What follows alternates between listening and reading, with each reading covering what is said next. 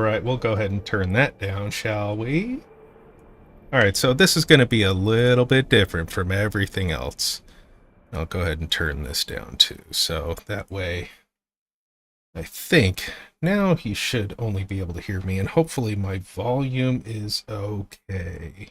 You're probably like, why is it a black screen? What's going on? Well, the reason why is because I don't have this up yet, and then it'll probably pop up here shortly. But yeah, this stream is going to be a little different than the previous streams.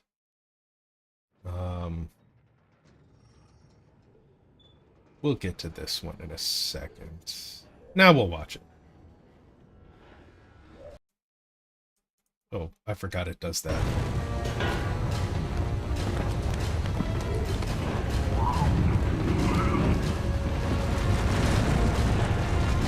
Good old 2003 graphics there.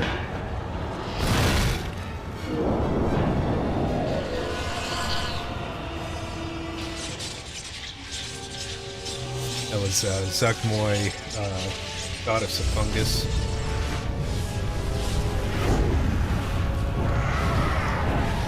Battle of Emerald Meadows.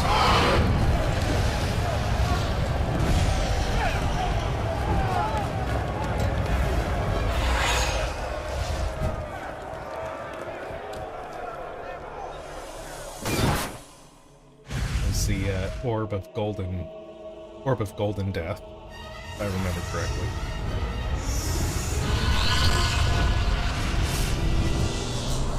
The temple gets sealed. So when I click off of this, I tried to fix it so like it would have, so that it would always, whoa, is the mic okay? That was weird. Okay, yeah. If you can hear, if you're listening, let me know if the mic is okay. That just like spiked in the red, so hopefully I'm not having audio issues again. But yeah, so welcome everybody. So this is gonna be a stream like no other that I've done.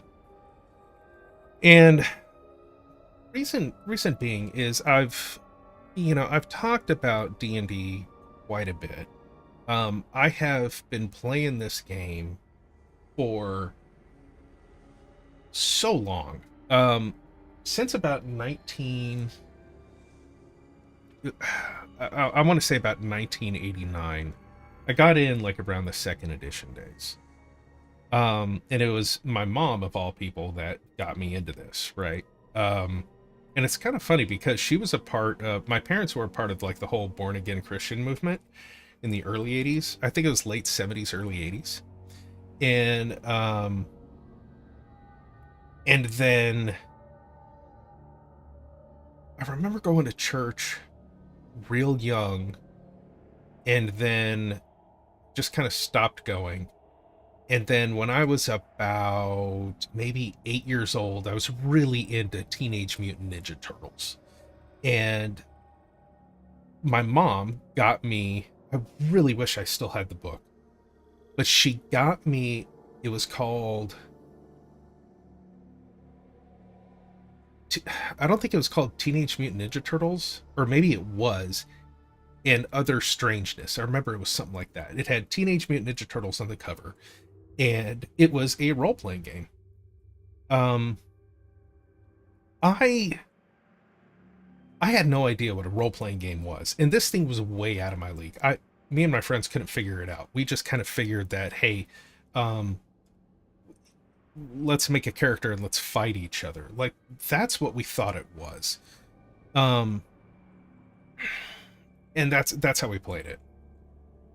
It wasn't until I was about 10 that my mom got me the Advanced Dungeons and Dragons 2nd edition Dungeon Master's Guide. And I'm like, wow, this is really cool. And I start reading it, and it keeps referring to this thing called the Player's Handbook. And I'm like, what the heck is the Player's Handbook? I got to get a Player's Handbook. And so my game store was All Star Games in Diamond Bar, California. It no longer exists, unfortunately.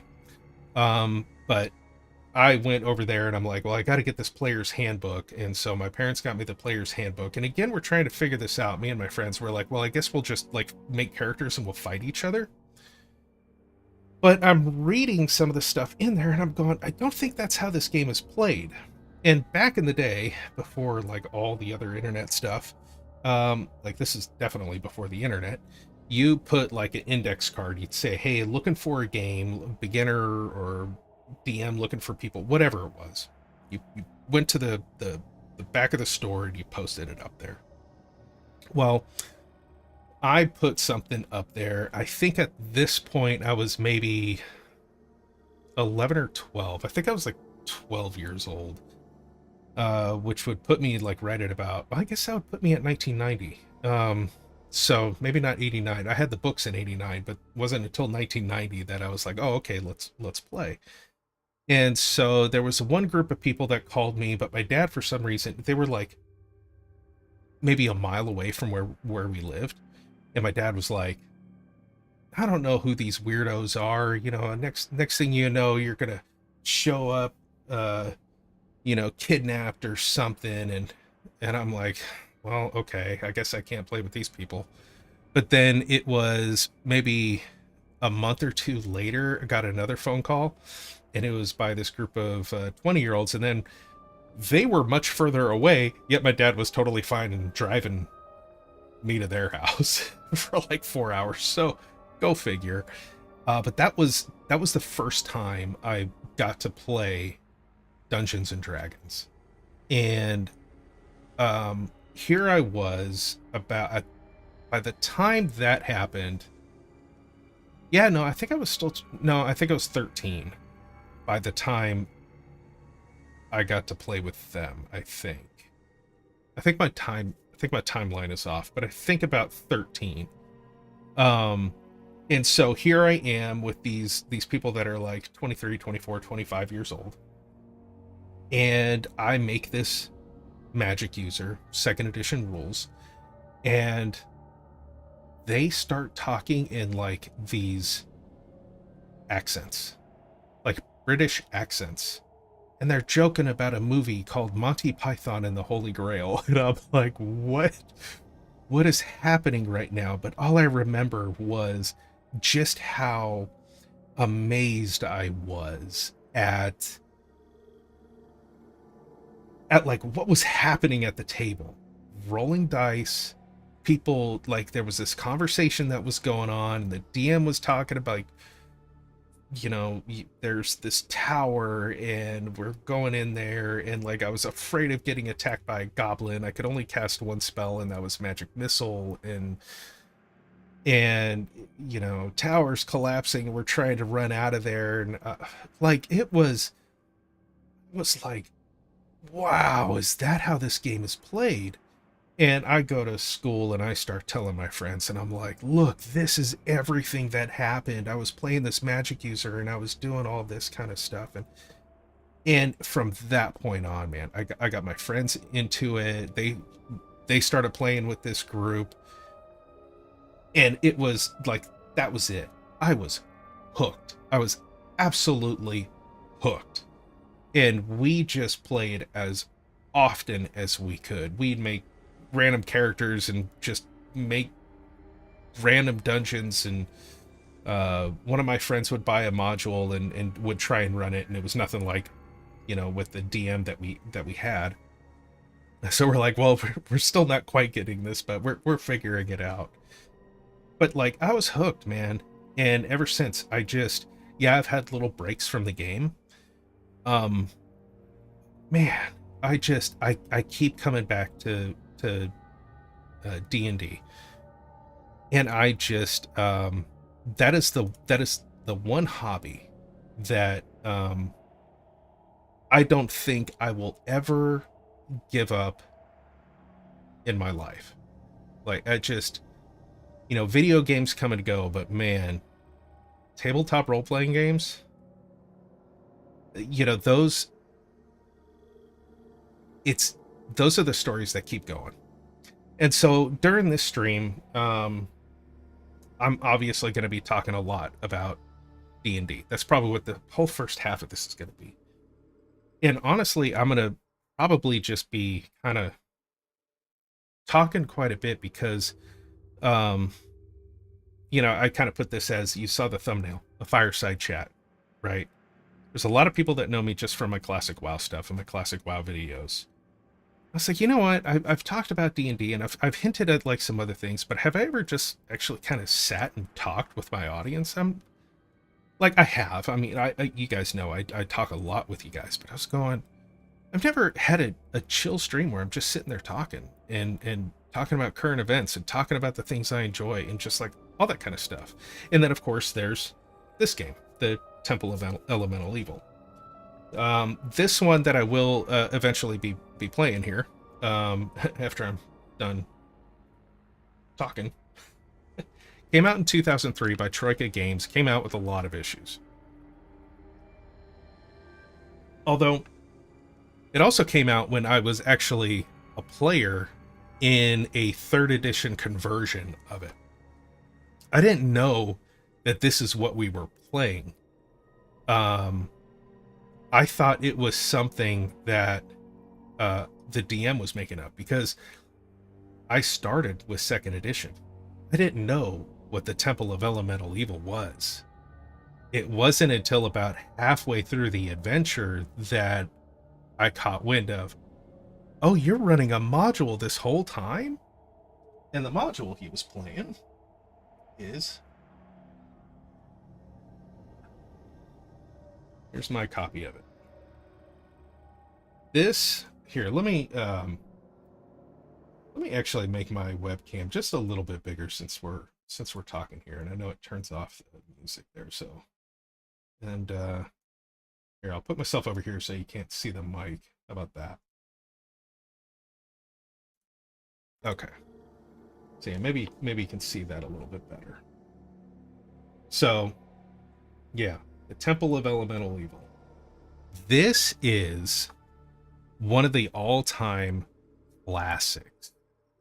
And apparently this video game is like an exact copy of this book. And one of the things I was kind of interested in was looking at the module and going, well, how close is it? Like how exact is it? This is, what copy is this? Okay, I didn't know this. This is the first printing, August 1985. I think, I don't know if there's been a second or third, but there's some writing in it from the guy I purchased it from. So Kurt, Todd, Thief, Tom, Cleric, Lee, Magic User. So who knows who these people are. There's a few markings in it. But yeah, this adventure started originally with the what is it? T1, the village of Hamlet. And then finally, it was like 4 or 5 years later, they come out with the Temple of Elemental Evil. And really, what this is, it's a dungeon crawl. But there's so much more to it than that. Like there is, it's a very difficult advanced D&D module. If you look at the way modules were run back then, your whole thing was you really didn't want to get into combat back in those days. The way D&D was run back then, like it was so easy for you to die, and so it's just not. D&D was more like a game of survival, to be quite honest, right? It wasn't the play as superheroes that it is today. Now it like everything is centered around combat. When you're making your character, everything is about combat. Every single one, everything. And so because of that, now D&D games are like, hey, just make your character as powerful as possible. What's the most powerful build, and go, If you have an obstacle, like, fight. You know, if you're a DM and you're thinking of ways of like, well, I don't want this to be a combat encounter. I want this to be more of a social encounter. Well, you, your players look at you cross-eyed and go, well, why wouldn't we try and fight these things? So, but yeah, I played see, you know what, my mic just spiked on the red again, so ugh. Hopefully I'm sounding okay. um so I played a third edition conversion of this, and I played a character named Harel, male human fighter. um and he ended up dying. But he ended up well, I'll get into that in a second. What happened was I went up against a troll, and a troll in third edition, if they hit you with their two claws, they then do what's called a rend, and they uh it's like an extra 2d6 damage or something. Each claw is like 2d6, and then the dude just ripped me apart. I was like, oh, okay, well, I'm freaking dead, and that was it. But you know, make new characters, you keep going on. We didn't end up finishing the module. It wasn't until a couple years later, another group started, and in third edition they made a sequel to this module, and that module is the appropriately named Return to the Temple of Elemental Evil. Now, this one I ran all the way through. This is the one, I thought it really expanded on the lore of the original module. So the original T1 through 4, your main bad guys are Zuckmoy, and I believe Ayuz, and Imix, the Prince of Elemental Evil Fire.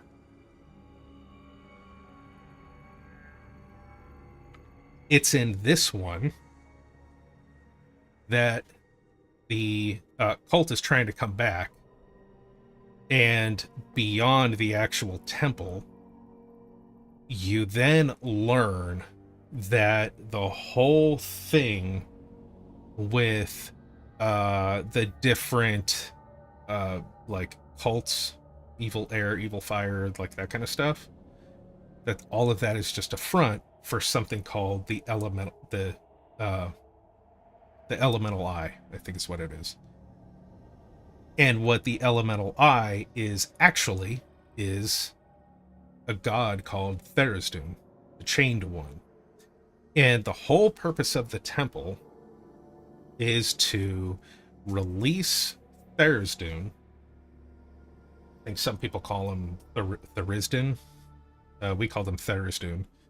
And if he gets released, he basically ends all of existence. He was this being that was so evil that good and evil gods banded together to banish him or imprison him.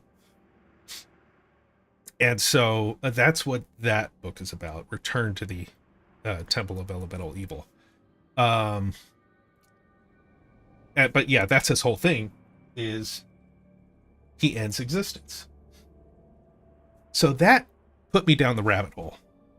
And I'm like, I need to know everything about Tharizdun. And that is when I picked up this beauty. Now, this is an old first edition Forgotten Temple of Tharizdun. You can see, written by Gary Gygax. Did I say Barry? Gary Gygax. This thing is freaking terrifying. I was reading this, and like the whole thing, the deeper you go into this dungeon, and the more you discover, like, you win by figuring out that you should not be going further at all. Because the further down you go, the closer to losing your mind you get.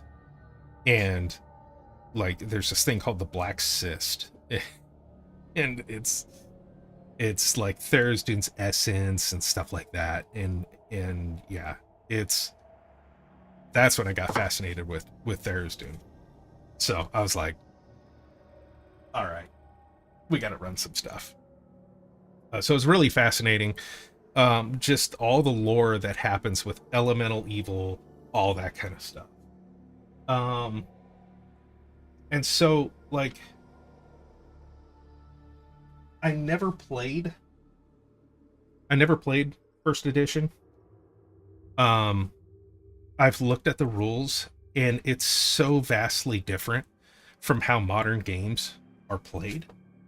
And I've lately been going down another rabbit hole of just learning about the history of this game. And because I'm running a fifth edition adventure right now, Rime of the Frost Maiden, and I don't want to get into like a bunch of details the of that game that I'm running, just in case any of my players might be watching. But um, looking at how, like, remembering how we used to run the games versus how we're running them now, I was like, I'm missing something. I'm missing something in how I'm running these games. I'm not capturing what I remember. And nostalgia is a funny thing, right? You can remember it one way and it actually wasn't that way, right? So you got to be kind of careful.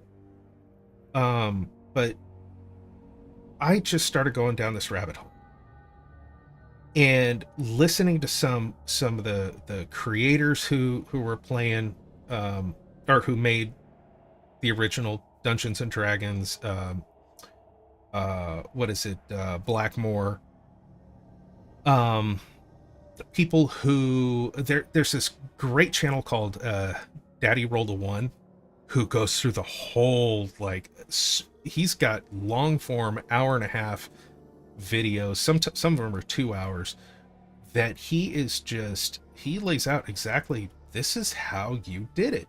And that's how I was like, that's right. Like, we had more conversations. It wasn't hey, uh you know, read the box text, you're in a room, and then the player's like, okay, I check for traps. Okay, roll a die. Roll a die. uh 18. Oh, okay, you found a trap on that door or something like it. Of course, I'm being a little loose on that one, but I think you get the idea. um it it had less mechanics. It was more of a conversation. You would, yeah, your character had some abilities and whatnot, some things that they were good at, but most of the time it was just DM describes what's there, and the player goes, okay, I've got a 10-foot pole, I'm going to tap around till I get to that next door or something, and he kind of describes what it's just a constant back and forth. And I think that's something that's missing in today's games, especially the ones that people are um designing these days. And so that brought me down to another route. And I'm like, here's my old second edition player's handbook. Um, but I was like, you know what? I want to see how other games are handling some of this stuff. And so for Christmas, I was like, I want to know what Castles and Crusades is all about. Now, Castles and Crusades by Troika Games is like Gary Gygax, before he passed away, was this would have been like his third edition, I think, is how it was described. There's some things I like about this, and there's some things I don't. Um, I don't mind. I don't mind all the charts and whatnot. There's a lot of charts in Castles and Crusades. But there are some things that I really like about it, that kind of harken back to the older days. it's more like, I think with if I'm remembering correctly, the abilities, it's more based on your ability score instead of like actual skills, I think is how I remember reading it. um and I like that. I like that a lot. It just kind of simplifies things a little bit. But then I also found this one very recently, and by very recently I mean like 3 days ago. Index Card RPG. This is really cool. This is really cool. I like this a lot. um you're not worried about ability scores. I mean, you have ability scores, but they're really just straight up bonuses. So I thought that was neat. It's a very simple system for DMs as well. DM just sits there and goes, "Hey, like this room, its difficulty is 12." Um, and like everybody knows that, and that's what you're rolling against. I was like, that's pretty cool. And there's something. That's another very old school way of doing things. Is the player always kind of knew what was what the challenge was, what they had to roll over. um and I like that. um Everybody's heard about Thaco to hit armor class 0. That was a second edition thing, it wasn't a first edition thing. um to hit armor class 0, um I think is such an elegant way to actually figure out, did you hit or not. I didn't realize you can see through the cup. um so yeah, there's just there's a lot of things I've been looking at, and I'm just like, oh man, um, there's better ways that we could be doing this. So the next time I run my next D&D session, 5e, here in about 2 weeks, is my players are probably going to notice something a little bit different. I'm going to be having a little more conversation stuff than just like, hey, roll this die, roll this, roll that, make this skill check. I'm going to really try and bring back a little bit more of the old days, that old feel, to the game. Um, right now I'm uh, about 5.5 years away from retiring from the army, and I I'm looking at, what am I going to do when I retire? And of course, voice acting is a part of it. I'm on that process of learning that industry, and hopefully by about this time next year, I'm doing auditions for like commercials and stuff like that.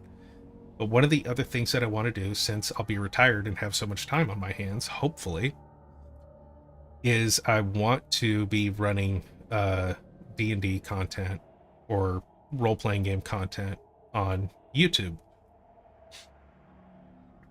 Excuse me.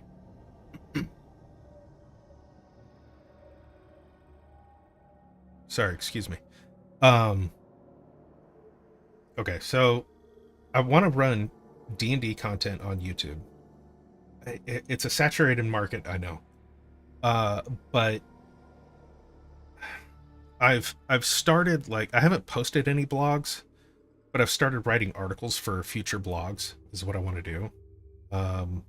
Like I've only written one article, but I'm kind of like going through a draft process because I'm trying to figure out, like, how what do I want to communicate and how do I want to communicate it, right? Um the main thing I want to communicate is how to make running the game just a little bit more simple, right? Changing your mindset to the role playing game. What is the game master's job, right? And, well, to explain that, what's their job? Um, you see a lot of YouTubers that are sitting there like, oh, you got to be the storyteller, or you've got to be the rules arbiter. You have to make sure everybody's having fun at all times or something. There's like all sorts of stuff. Oh, to be a good GM, you have to do this or that. really the number one thing, your number one job as a GM is you are a game designer. Period. That's what you're doing. Every single aspect of the game is a game, right? Whether it's combat or a social encounter, a puzzle, it's all a game. And a game is a series of choices that a player must make. But the thing that's different about a role-playing game like D&D is that it is an open game, right? It's not a closed game. Closed game is something like a board game, right? You got strict rules, or like a video game. A video game is like a closed game. You have strict rules that you must abide by, and that's where you get your choice. Your choice is limited to this. However, a role-playing game is an open game. Your choice is whatever the heck you want it to be. So how do you design for that, right? That's the real challenge, and I think that's where a lot of people kind of get tripped up. And I found myself, even though I've been playing this game for so long, found myself getting tripped up. And even in my current game, I was like, what am I doing? I'm looking at the rules first and trying to make a game out of that, where that's not the case. It's the rules are just a tool to be able to uh decipher whatever kind of outcome is happening. And so it's like the blogs that I want to write, I want it to be like they're kind of for myself, to just kind of remind myself, like, hey, this is what this game is about. This is how you run it. Um and then and have the reader kind of feel like they're having a conversation back and forth as they read it, right? That's how I kind of want it. And if I can build an audience with the blog, then I'd like to start making YouTube videos when I start getting more time, to be able to, focus on those topics that I touch upon in the blog. And what does that mean for my Classic WoW channel? Well, anytime I'm playing Classic WoW, I'll be turning on this, right? I'll be. I haven't played in probably a week, um, but I'm letting my friends kind of catch up so we can do some dungeon runs. But yeah, that's um, that's what I'm hoping to do. Um, and I'm hoping to have it as like a YouTube channel that is a little bit different from all the other, call it Dungeon Tube, just something a little bit different than what everybody else is offering. Um, if I could do live play someday, I would love to do it. Um, and if I can actually somehow make my own RPG, like, that would be great too.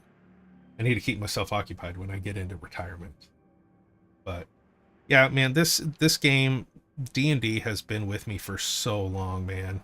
It has been with me for forever and a day, and I just love it. I don't like the direction that D&D is going now. I am not buying the new 2024 books. There is too much woke stuff in there. I cannot do it. I just can't support it.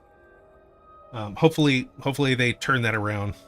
I mean, like, there's so, like, here's the thing about that is, like, I do listen to a lot of content creators that have a lot of great ideas, but yeah, they're woke as hell. But I think that's a dumb thing to do, to, like, just look at somebody's political beliefs and just be like, oh, I don't want to listen to anything that they say. I mean, obviously, if they're going to say anything political, I'm going to be like, yeah, I'll tune that out, because I just don't agree with them. But some people have a lot of great ideas. Like, what's his name? Sly Flourish. Yeah, politically, I would just be like, bro, you're nuts. But I like some of the stuff that he says about running role playing games. I think it's great. I don't like how in some of his books he's got this anti-colonialism stuff. I'm like, what are you talking about? But, like, here's the thing that I don't like about all the woke stuff that's coming into Dungeons and Dragons, is what that's doing is, it is, D&D is all about fantasy, right? That's what it is. It is a fantasy RPG is what this is. That's what all of these are. And the last thing I want are real world problems in my D&D games. Like, that's not what I want. I went to it was when I was in training. I would have weekends where I'd go do what they called it D&D Adventures or something like that. And there was a DM running it. It's like it's this public thing, but it's like they said, uh, "What's your character's name, class, and pronouns?" or something like that, and I'm all pronouns. I'm like, are you kidding me right now? I'm like, dude, he's a male human fighter. I wasn't. I was waiting for a confrontation, but he didn't say anything. It's been bad since 3.5. 3 was the best official D&D. Well, there's not much of a difference between 3.5 and 3. I mean, you could just take both of those and play it like totally compatible. They just changed a couple things. I really so here's my thing about editions though is I don't have an issue with any of the additions. I've had fun with all the additions. I don't think it's the addition that makes the game bad. All an addition is just a different rule set to figure out, like outcomes, right? To make judgments, rulings, stuff like that. So I don't. Yeah, some systems are easier. Like third edition is very, very chunky. But it's not terrible. I mean, my goodness, I was a teenager and no wait, was I a teenager? No, this is 2000. I wasn't. I was in my 20s. Geez, my time scale is just totally off. But it was chunky, but I liked it. But what it is it's the video game era. So D&D, and I'm going go way back, old school, right? Old school Dungeons and Dragons, Blackmore, AD&D. Well, I should stay before AD&D.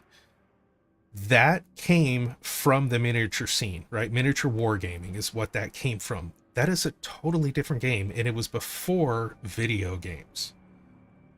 Advanced Dungeons and Dragons came out when video games had begun, or like really started hitting the scene. 80s is like where I consider video games just went crazy, right? All the arcades. And so second edition is, in my opinion, that bridge, because I really enjoyed second edition. I did. But if you look at second edition, you can see just a few things here or there where it's like, okay, the players are starting to get a lot more options. With every single edition, there were more options. From original D&D to second edition, it's very minuscule, right? It's just there's a few things here or there. It wasn't until third edition. Third edition is the one that it's not compatible with any other version of D&D. Because it was a radically different system. But if you look at it, it was a lot more video game-ish. And you'll see when I play this, because I could very easily go point, click, here's the attack, here's what I want to do. And everything flows quite nice. Of course, fourth edition was the answer to World of Warcraft. And yes, they wanted to make the game feel more like World of Warcraft. And it's like, at that point, yeah, you're still playing a role-playing game. You're just figuring out how things work by your die rolls or ability scores or whatever it is, skill checks. You're still doing that. But mechanically, it's like you're getting into that closed game realm. I think third edition was when it really started to get towards that closed game mentality. You can only do this.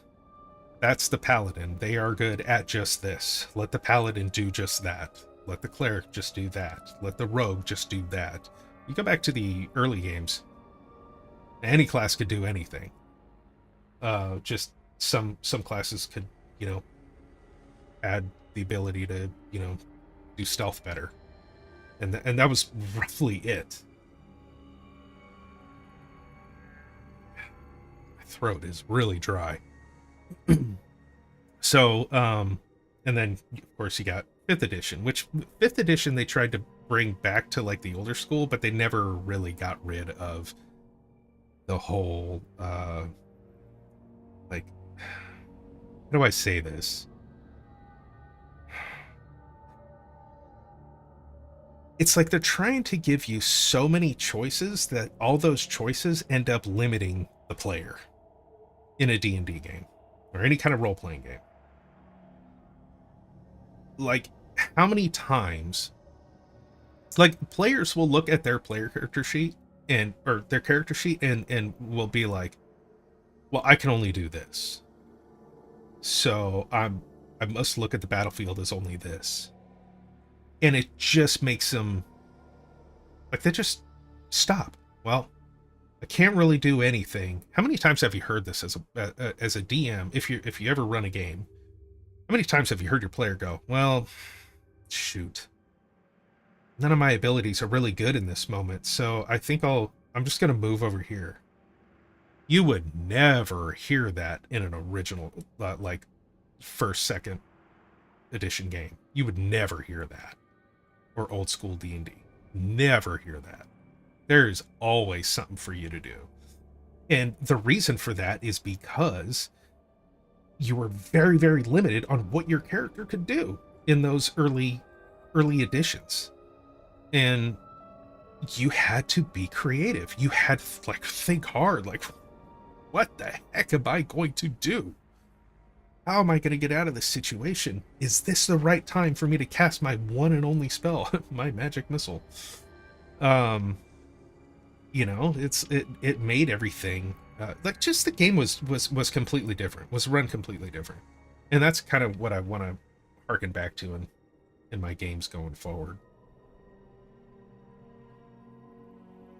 So, what else is going on? Oh, that's right. I wanted to talk about Stranger Things. Like, get off of the D&D thing here for a moment and go to a show that had a bunch of D&D stuff in it. Did you guys see that ending? I would love for that whole, I would love for it to be a fake ending. I would absolutely love that to be. I think the evidence of it is great. But of course it's not. It's the real ending, and okay, that's fine. I think they really could have pulled something neat. If the, what was it, conformity gate? I'm fine with the ending. Ending's fine. There was a whole uproar about Will being gay in his whole coming out scene. I saw the internet, saw X kind of going nuts about it, and I was like, oh gosh, did they really do it? And so I, you know, me and my wife, we're watching it, and you know, I look back and I'm like, well, they've always kind of hinted at that, right? That Will might be gay as he got older, not the early episodes, but I always felt like it was kind of hinted that he might be. But I think people overreacted just a little bit. I didn't like it. I thought it was just over the top. It's like, okay, come on, why are you shoving this in our face right now? Like, what does this have to do with him defeating Vecna? It's like, I didn't quite understand that. But alas, they did it. But I don't think it was as disruptive as people were saying.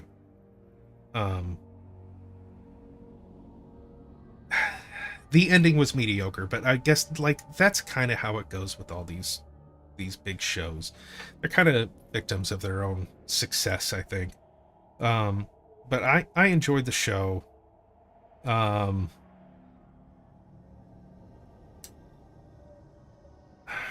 I'm not upset that they had Dwarven Forge in there. That was kind of funny. It's always fun to find the mistakes where, you know, the Under Armour thing, that was funny. But overall, like, I thought I thought the show was good, and I enjoyed it. 3.5 books are ugly as fuck and uninspired as is the 3.5 character sheet. Dude, don't get me started on any character sheet. All character sheets are ugly. It's like, come on.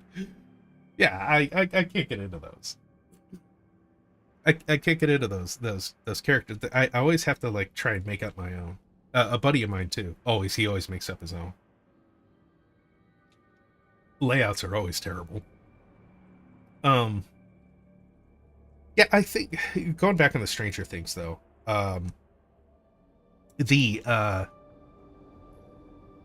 it like, are they trying to tell us that you have to like, okay, so you have to come out in order to like not be afraid of something? Like, was Vecna gonna tell everybody that he was gay and everybody's gonna be like, oh dude, what? Like, is that what we're I don't know. It just seems so silly. Like, the writing these days suck. It just sucks. Anyways, I enjoyed the show. I enjoyed the ending. In my mind, Vecna won. Conformity gate is real. I love that. Like, there's so much to it. I'm totally for it. Totally for it. Yeah. But, well, anyways, I think I've been talking for like about an hour. Let's take a look at this. So we are going to start a new game. Just going to do normal. Oh, whoops. Okay. So my character way back when I was playing the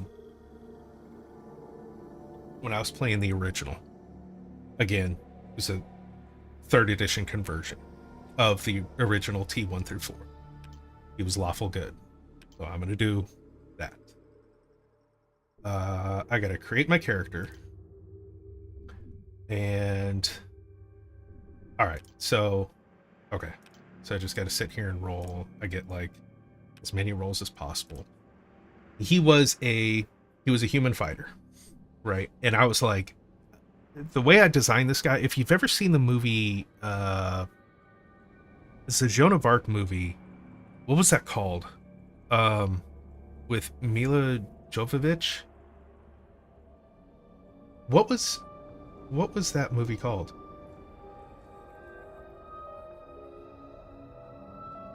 Oh my gosh, what was that movie called? It wasn't called Joan of Arc.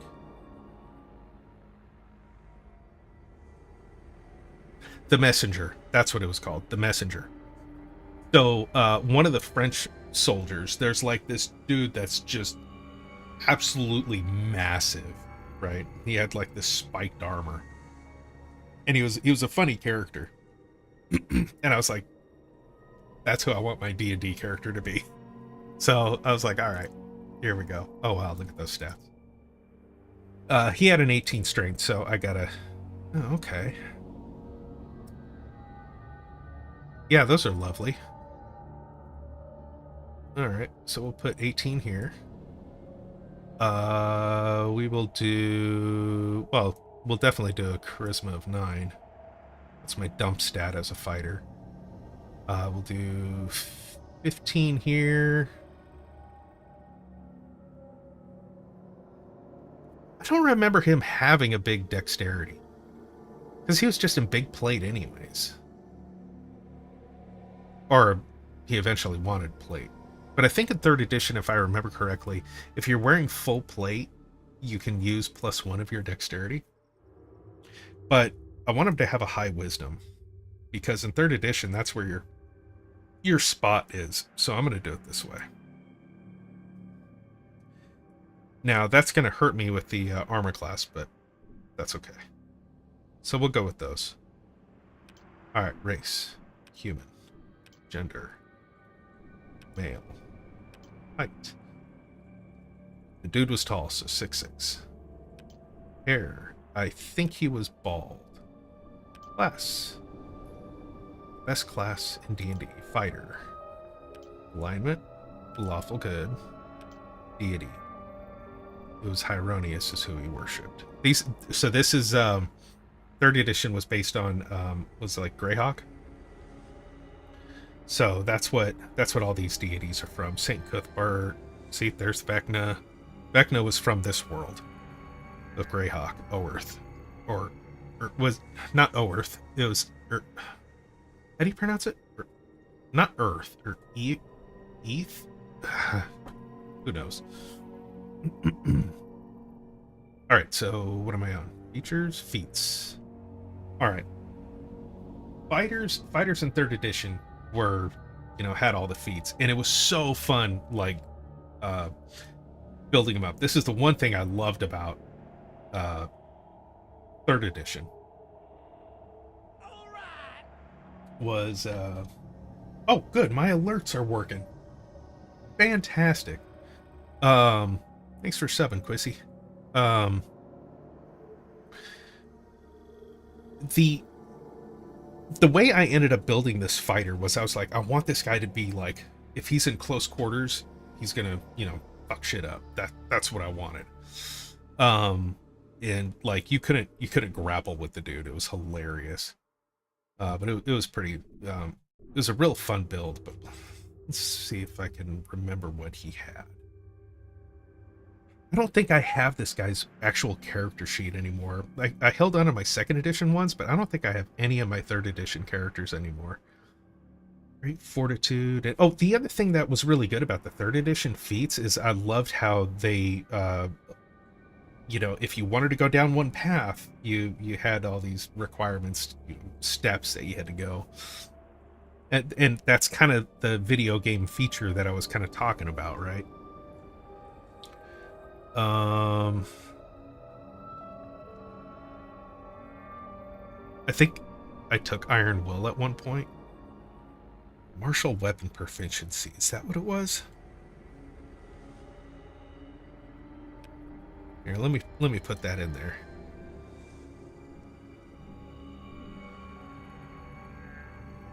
Great sword.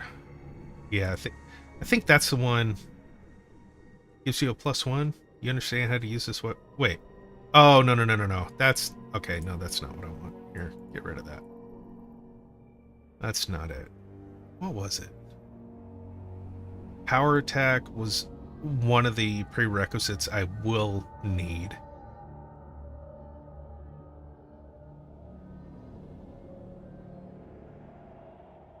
Toughness is a great one. Oh, weapon focus is the one, right? Is that the one I was thinking of? Yeah, you gain a +1 bonus on attack rolls you make with this. Okay. Yeah, alright. So that one, yes. And great sword, where are you? There you are. Okay, so there's one. Now, what was the other one? Probably power attack. I'm pretty sure it was power attack. That's the one that I can make exceptionally powerful melee attacks. I wonder if it allows you, because the way that used to work was to do a power attack, I think it was you took a -5 to your attack, but then you add 5 damage or 10 damage, something like that. And I want to say the other one I took was toughness at this level. Pretty sure. Or was it improved initiative?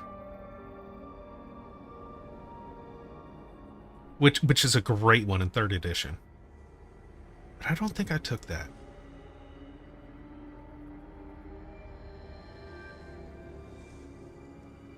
Cleave was okay. We'll go with those. We'll go with those. Alright, skills. Gold is cross-class. Okay. What? That's not right. That's definitely not right. Fighters did not have just intimidate. Are you kidding me? That's a bug. That's not right at all. Oh well.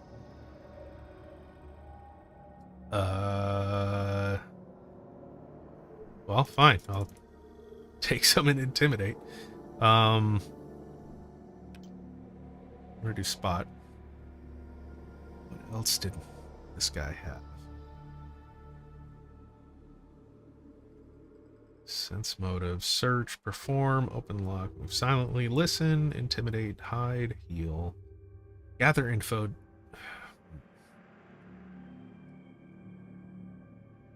Oh. Guess survival? Yeah, we'll just do. Used primarily to detect characters or creatures who are hiding. Interesting. Okay. Portrait. I think I used that guy because he had the spikes. Character name. Orel. And let's see. As you command. Did you guys hear that? Let's see. Honest fighter? Will do.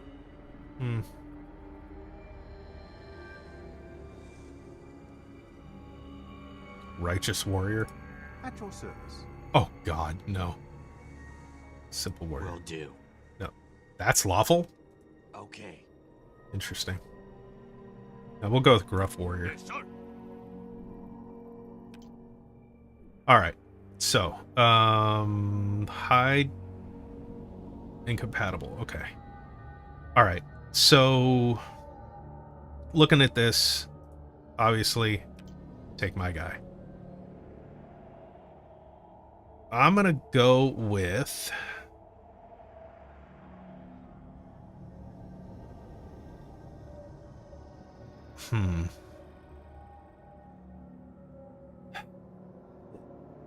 okay, going off of like old 3rd edition stuff.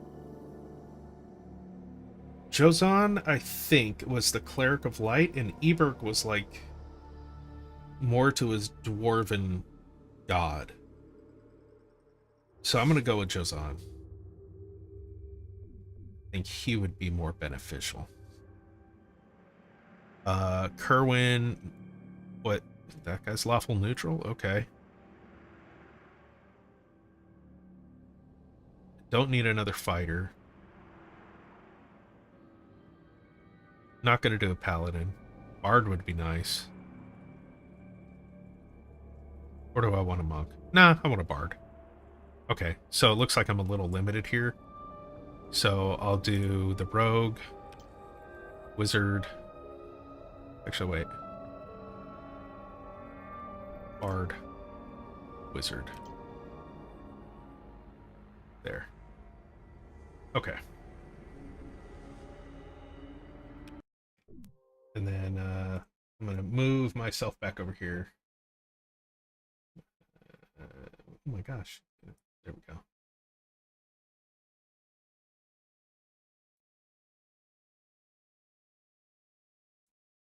All right. Oh, that's loud. Okay.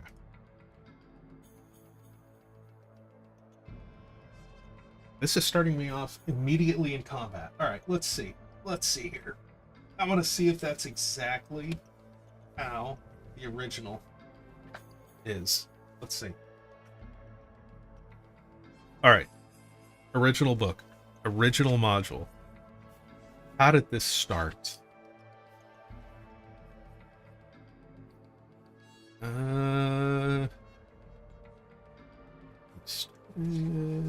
Cottage.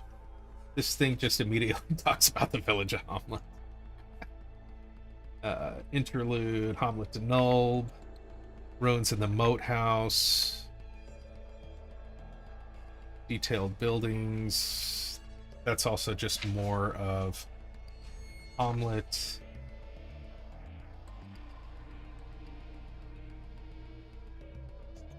Getting started before starting this, blah blah blah. Okay, in Greyhawk, player's background, notes for DM, other adventures. Okay, yeah, so part 1, Village of Hamlet, it just talks about that. and then go straight to the moat house. Okay, I don't see anything about it. All right. Here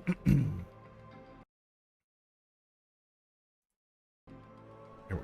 Okay, show tips. No. Okay. Let's see if I remember how this game worked. Who am I on? I'm on my wizard. Okay. Is she? Oh boy.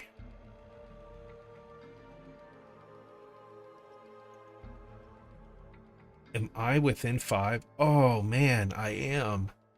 You know what that means? Okay, so basically what that means. Okay, so 3rd edition rules.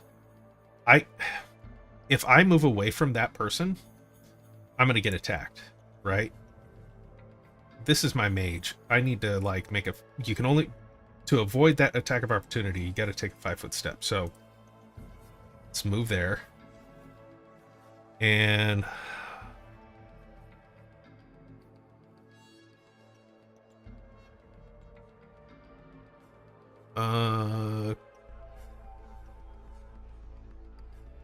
where are spells? Oh, there we go. Oh, she got sleep.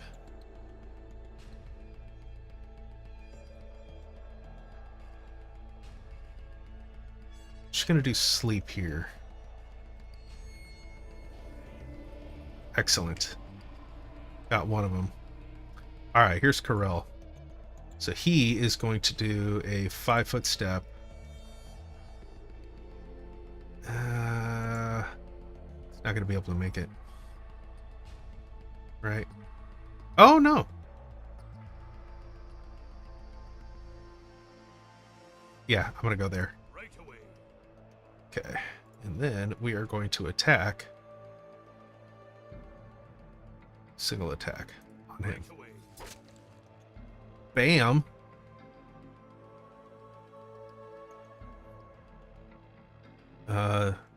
Which character is this? Devis? I'm forgetting what he is.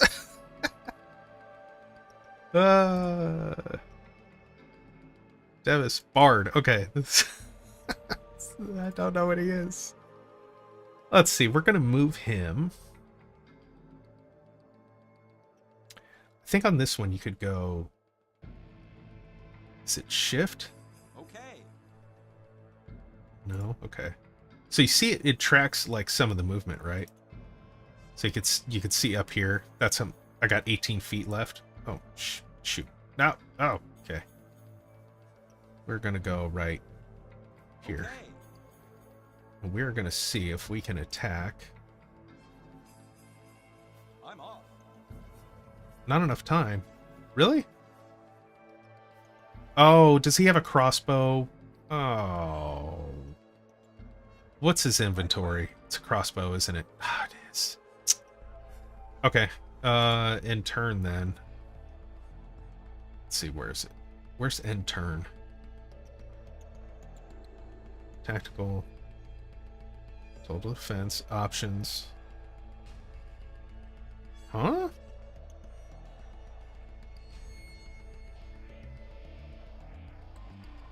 Surely. Aid feint, ready approach, total defense. Huh. Alright, fine. Reload. As you wish. Can't do anything else. Alright. Now, Jazan is the cleric. So he will move up because he's a ballsy cleric. We're gonna flank. Right away.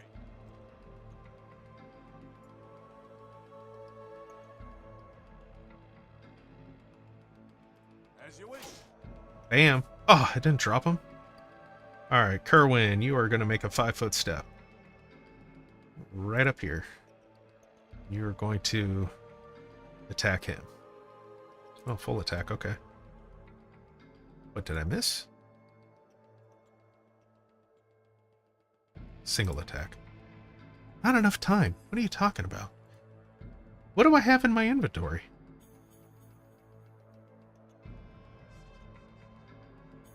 Oh, he's also...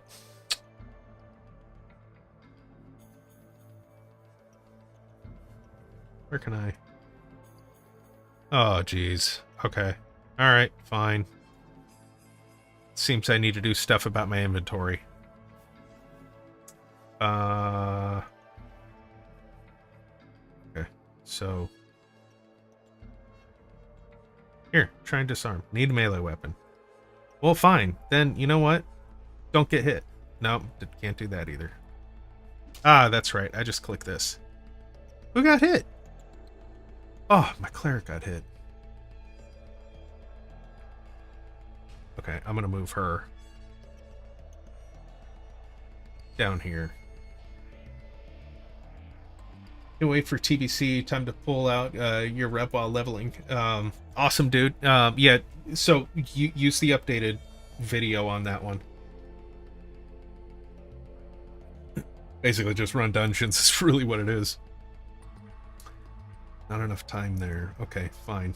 Then we're done with that one. Offense, single attack. Oh, he did. You know you did. Okay. I don't think I can do anything else. Thank you, sir. I Oh, thought okay. I was dead for sure. Oh. Oh, it's under here. Oh, maybe I should move where I am.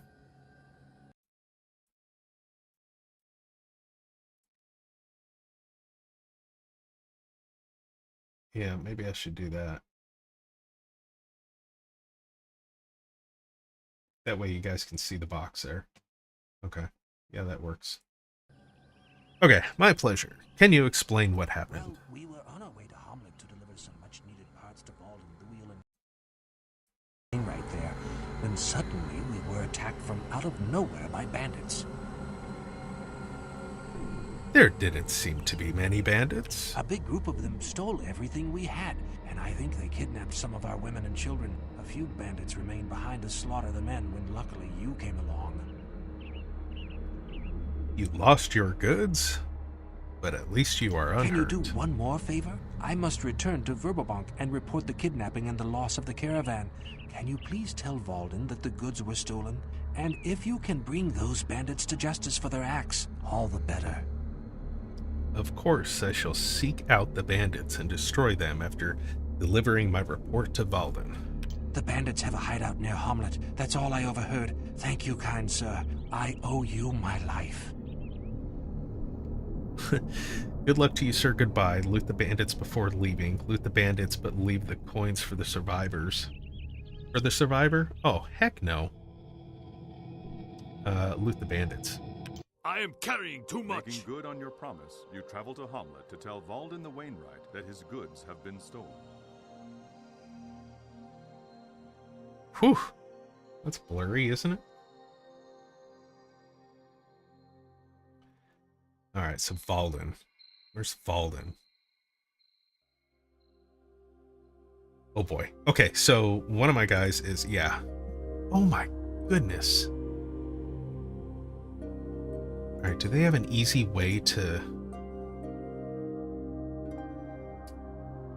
Oh boy. Do they have an easy way to dump this? I am carrying too much. I am overburdened. Yeah, no kidding. I am encumbered. I am encumbered. How do I...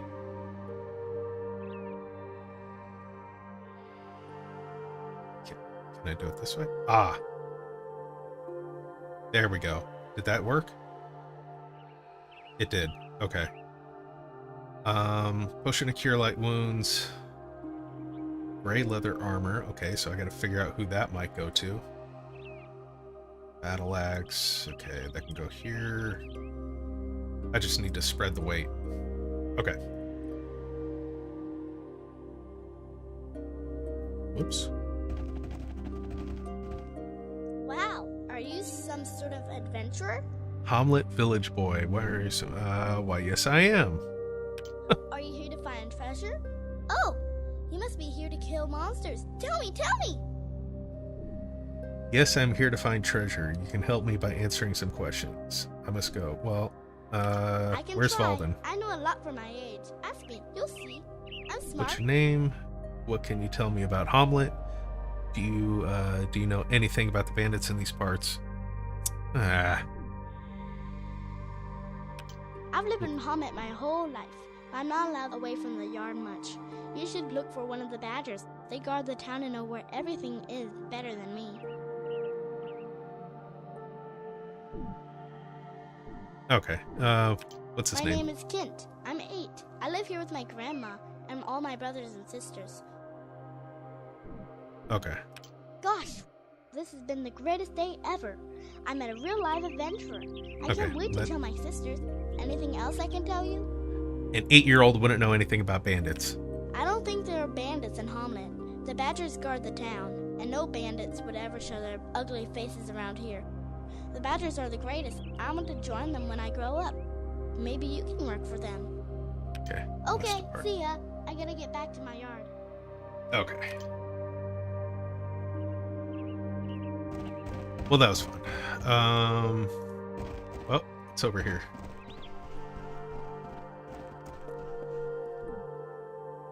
Uh-oh. Is this thing not...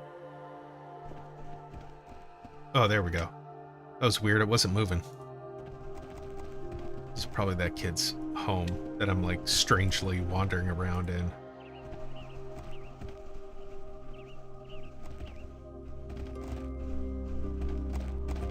Okay, hold on. Is there... Oh, there's a map. Okay.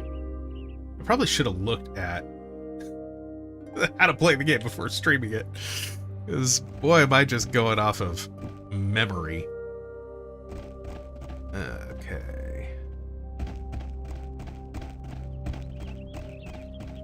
Hello there.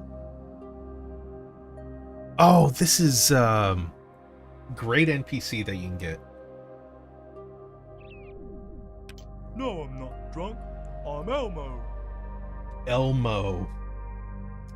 Elmo is actually a he's actually a good guy, and he is what is it?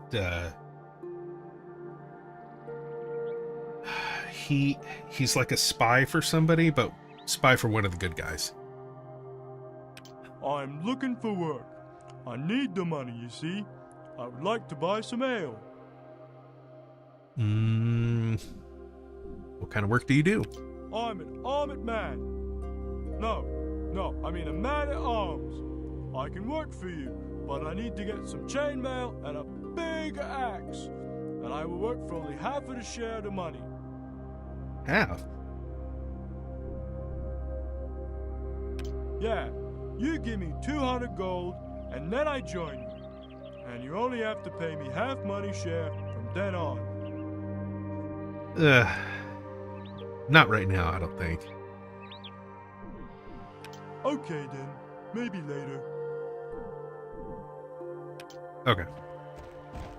We gotta go find where this, oh, signpost. Druid Grove, Town Elder. 10 more. Trading Post. Oh, okay, so it's just directions. Well, I'll tell you what I need. I need... Where is it? Is it Trading Post?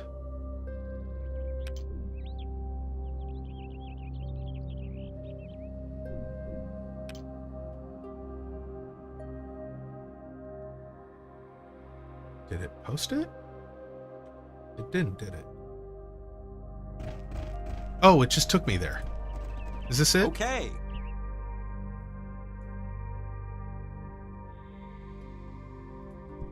Welcome, friend, to the Hamlet Trading Post. I am Ranos Davel. How may I help you? Okay. Maybe Surely. barter. Okay. Oh, okay. How does this work? Okay, so that's what I can buy. How much gold do I have? Where am I? Dude, I got 500 gold. Wow. Okay.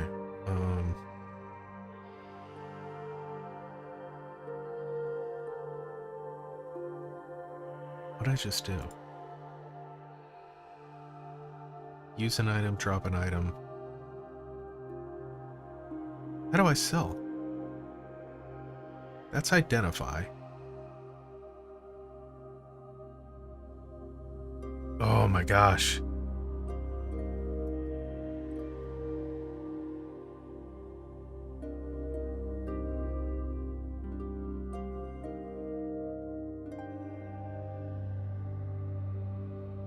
You would think that it would have something that's like easy to sell, right?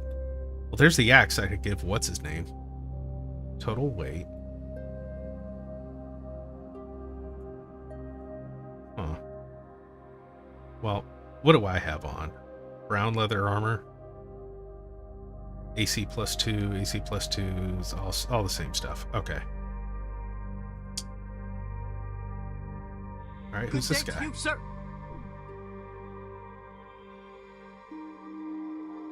I think I'll check out your wares. Maybe that's what I'm... Good day to you, sir. No? Good day to you, sir. Okay. I'm a little confused.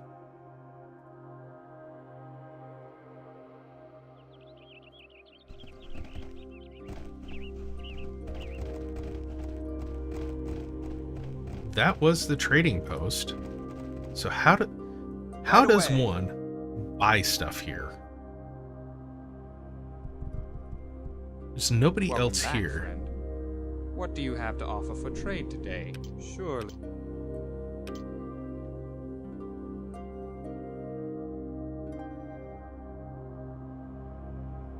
So that's drop an item.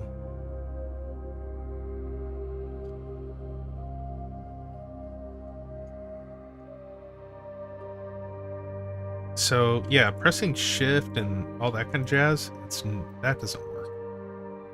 What the heck? Maybe I am not supposed to. Good day to you, sir.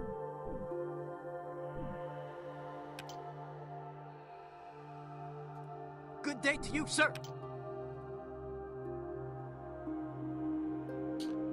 Oh man, I think they have this game a little buggy.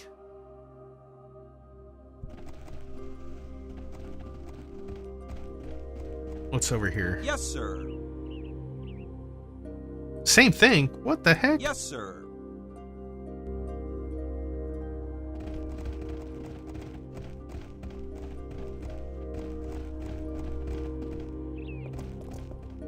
What's this? Right away. Guardsman. Jeweler. Nope. No. You know what I want to find? Where's the blacksmith? I know there's one in this town.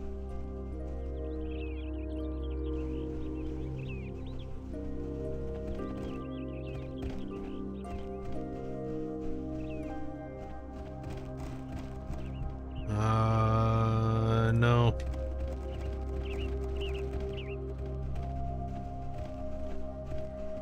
There's a guard. Gonna get some directions. Temple, guard tower. Ooh, guard tower. Let's go there. Did it drop me off there? No, it didn't. You are not helpful, sir. Oh, this looks like the... Ah, yes. There we go. Right away. Guard tower. Where's it? The temple. Alright, here's a cleric. Welcome to the Church of St. Cuthbert. I am Calmet. Please feel free to peruse the tracts and scrolls of our religion, or take a seat on our bench here. Oh, the poor box is located Chief on the cleric. far table as well. Alright. I'm afraid the chief cleric, Turgeon, is busy at the moment. Still, he might find time in exchange for a... Okay, no. Who's this? Okay, nobody. Who is this? A man. He's probably nobody. Hello there. Hello there. Nice day. Okay. Nope. That was the church. Where am I in the town? I'm all the way up here. Okay.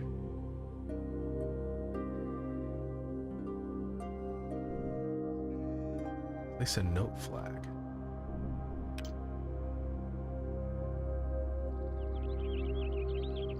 Huh.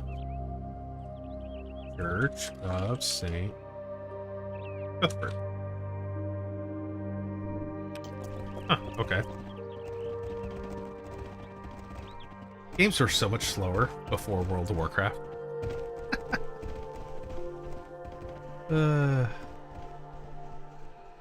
Just a farmer. Oh, now I have a feeling I'm just going, like, nowhere. Here, come here. What the? Come on.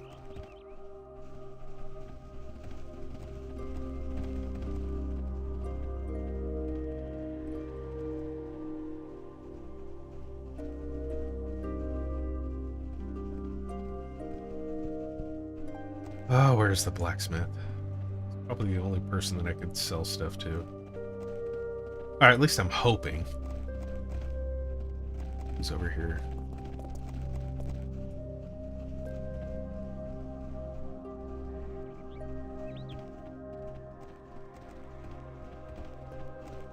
So this is very reminiscent also of like the original Baldur's Gate. Like this is how you play the game.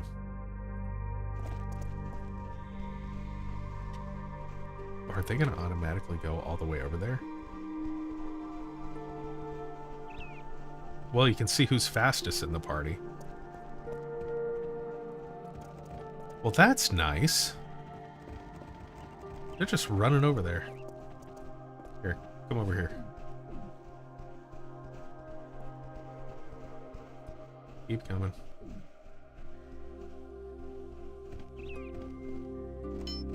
Oh. I'm hearing something, like a blacksmith.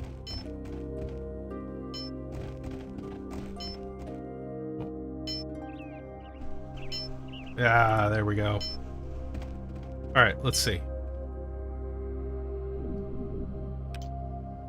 Do you make armor? Interested in trading goods, sir? May I ask more questions? Okay. Let's trade if you want. Are you masterwork quality artisan? Sir, may I have... Okay, so let us trade. Okay. It's given me that same screen. So how... Wait a minute.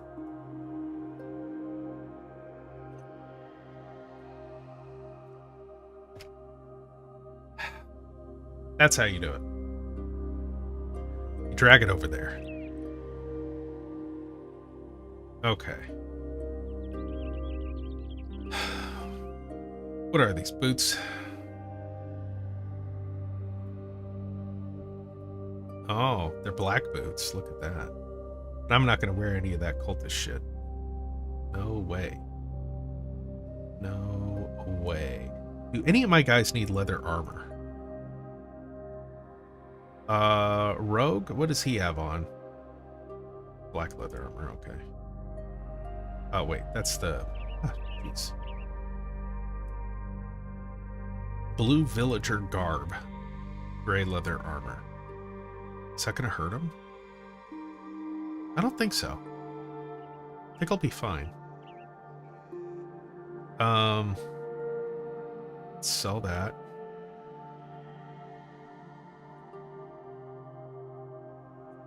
Good with her having arranged.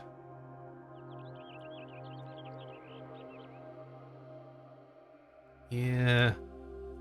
So, yeah. He'll have a range too. Okay. That's his. Is there anything special about it? Light mace, same thing. Okay. Alright, Jazan. That's his crossbow. Okay, so yeah, so we're just sitting here selling this stuff. That's brown leather armor, same thing. 15, yeah, same thing. Okay.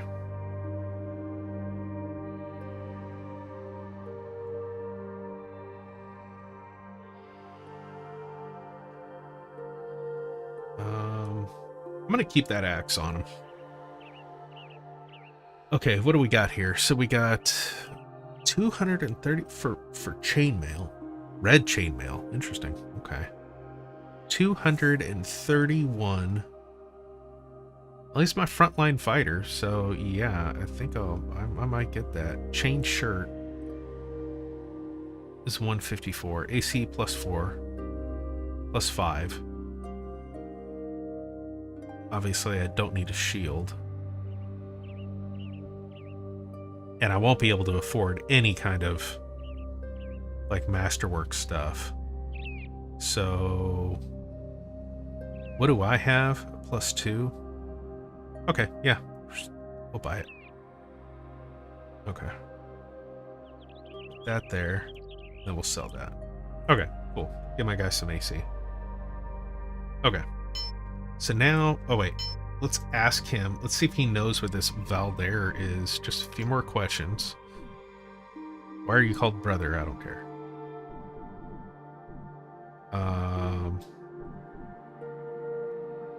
Yeah, no. Okay. So, let's take a look at the map again. Oh, where? Ah, kids. There we go. Now I can move it.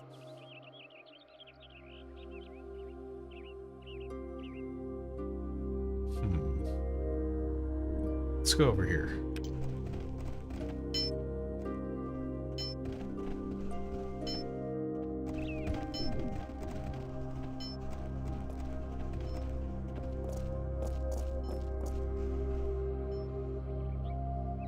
Why is it not moving? I can't, every time I see my cursor going like this, I'm like trying to move, but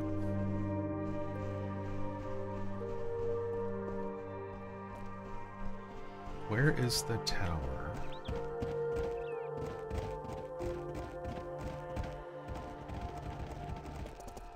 And where is Valdan? Well, let's see here. Is there something like journal? Log. Rumors? Keys. No. Party hasn't heard any rumors yet. Quest. Deliver news of the ambush caravan to Valdan. The Wainwright. Oh, this looks like a tower over here. These are the original heroes. The first time the Temple of Elemental Evil rose. Which is in that cinematic that you guys saw at the very beginning, if you were here at the very beginning of the stream. Where is she going?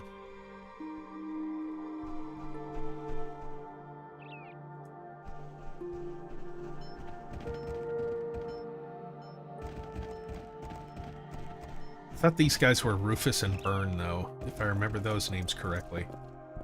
Yes, sir. It's not Valdan. Oh, what the?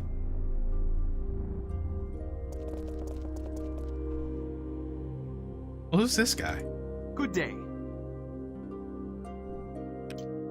Good to meet you. I am Birdie, the Mage of Hamlet. Now, what business have you here in our town? I'm looking for someone here in town. Can you give me directions? I might be able to help you if you let me know your business first.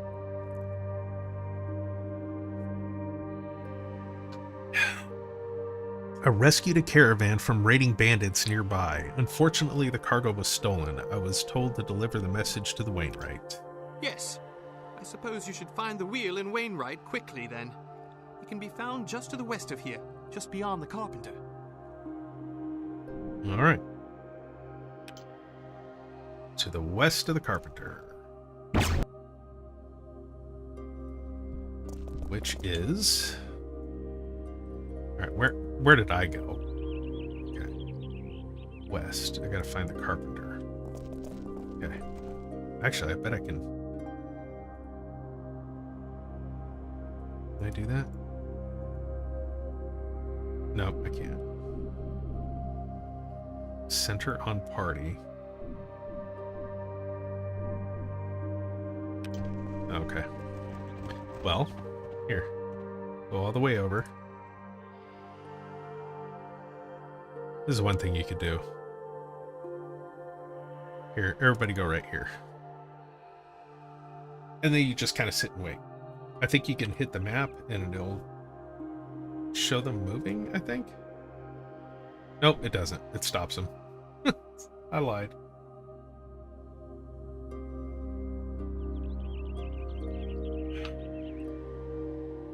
We'll find Valdan. Here they come. And I think I have enough gear. Carpenter. That looks like a carpenter. Alright. Who's this?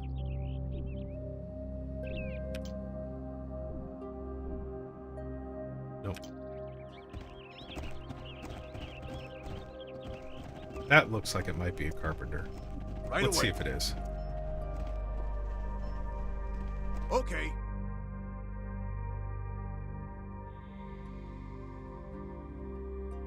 Yeah. Okay. Good. As you command. Is it just west? So maybe this guy. At once. Okay. Ah, Wainwright. There we go. I'm Valden, the town wheel in Wainwright. How may I be of service to you?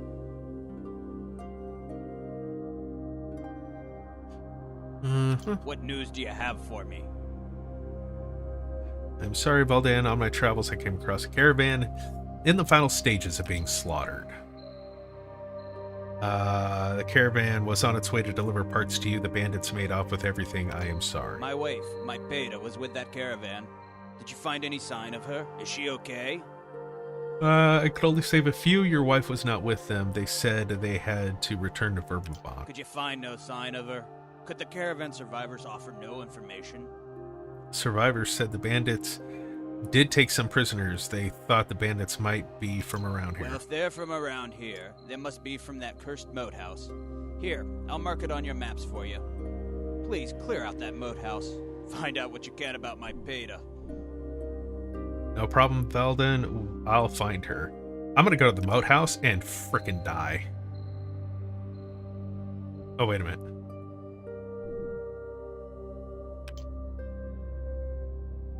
Okay. Okay. Watch. Oh, wait. I should probably save the game. That's right. Hold on. Save game. Oh, it has an autosave? Well, okay. It has an autosave.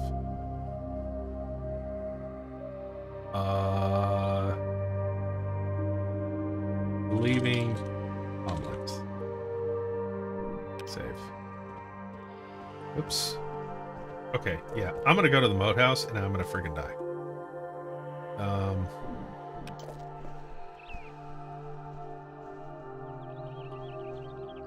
Guarantee you I will.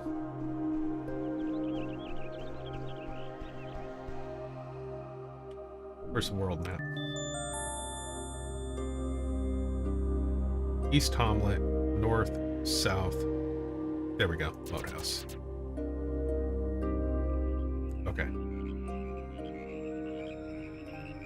When we did this in the third edition version that my buddy did, these frogs up here were no frickin' joke. I never healed him. It's a bad idea. Watch. I'm gonna get attacked right away by frogs. Boom, there they are. And these things just like eat you alive. Okay. We're going to move.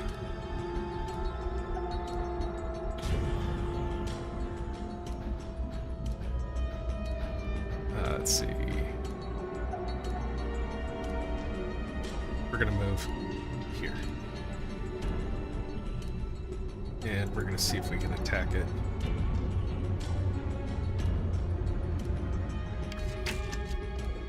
I missed. Alright. Who's next? Oh my god, there's 3 of them. 4 of them? 5? What? There's... Oh, yeah. Totally dead. I knew it was gonna happen. Bard, you better start singing.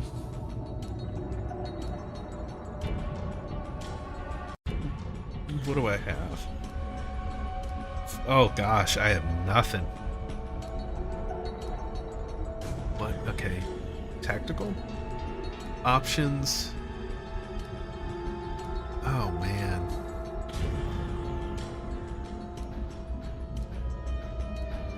Bardic music.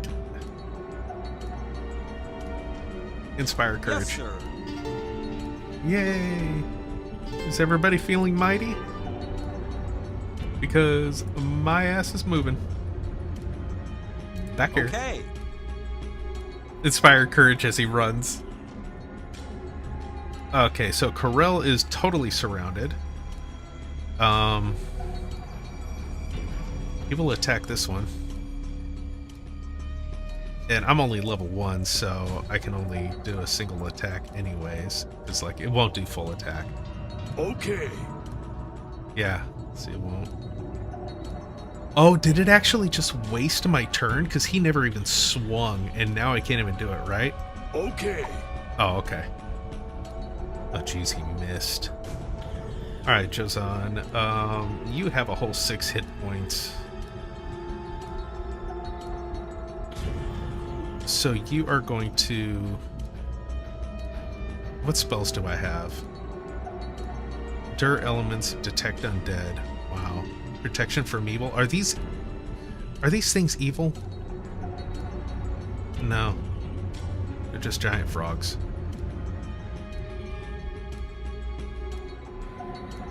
Oh, that's kind of cool. It tells you if you're going to take an opportunity attack. Okay.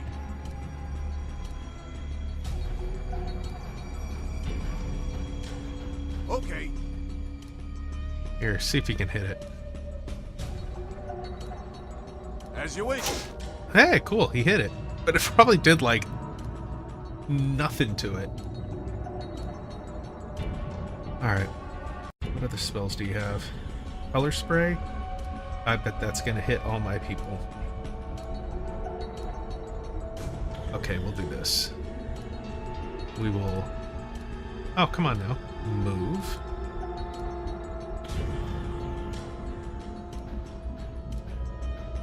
That'll get her hit by that one. Whatever. I know I'm gonna die anyways.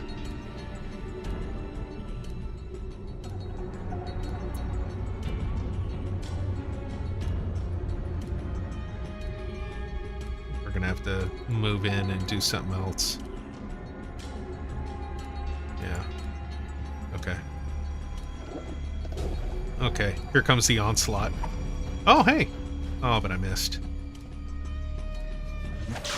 I was gonna say, grapple failed. Alright, Kerwin. What's my inventory? Okay, good. He's going to... We're gonna move him.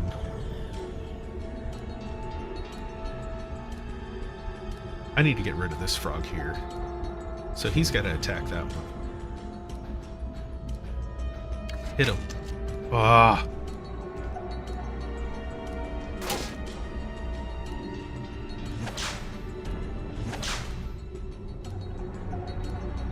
Okay, that's good. What other spells do I have? Flare. Open, close, read magic, detect magic. Ah, man, that is nothing. Well, let's just do flare. I'm off. Wait. Which one did I hit? Oh, this one. Okay. Okay. Why is it? Hold on. What is that? What is that spell? Spell. Blair, what does it do? Dazzles one creature. Oh, come on. Really? Fine. Then we are just... Right away. Oh gosh, 14 is only badly injured. Let's move you. Over here. Will do. Okay, we're good there. Okay, Corel, you are in a bad spot. Target is blocked. Son of a... Alright, this one's wounded. Come on, man. You gotta hit him. Okay. There you go. That still didn't kill him? Oh, 0. He's at frickin' 0. And I can't move anywhere. Actually, I can make a 5-foot step. I don't think... Yeah, 5-foot step, I won't take any... Here, let's go here. There. Alright, that's good. Jozan. Man. Jozan, I need you to... do something here. Single attack on this one. At your service. Oh, you missed. You are no good to me, man. You're dead to me. We'll also do a 5-foot step. He's gonna try and get in between By the gods' will. him and the mage. Alright, mage. Mage. What are you gonna do? You are going to move.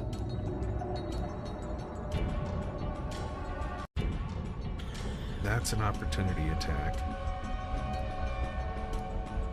We're gonna go here. We're gonna be risky here. We're gonna be real risky. Here. And then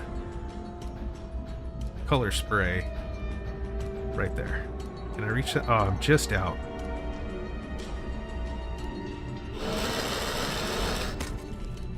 Ouch. Did that do anything? Oh, blind. Oh, sweet. They're both blind. Excellent. Single attack. There we go. Now we're doing something. I'm good standing right there. Ouch. Oh, it was a grapple fail. Yeah, I was gonna say, he attacked. He's dropping. Let's move him 5-foot step this way to get a better range, and we're gonna drop this one. I'm off. It's blind, so I got all sorts of bonuses on that. This battle is going a lot better than I thought it was. Okay.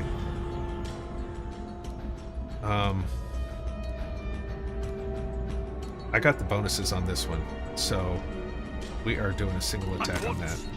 What? I didn't realize I was going to be moving. Darn it, I wouldn't have done that. Yes, sir.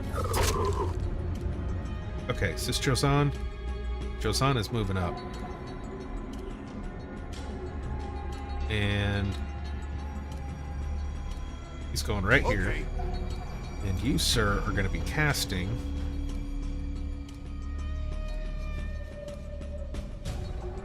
Do I not have a heal? I need to prepare my spells.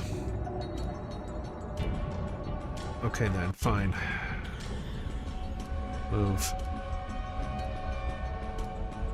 here. Right away. And attack this one. I actually probably should not have done that. I should have teamed up on this one.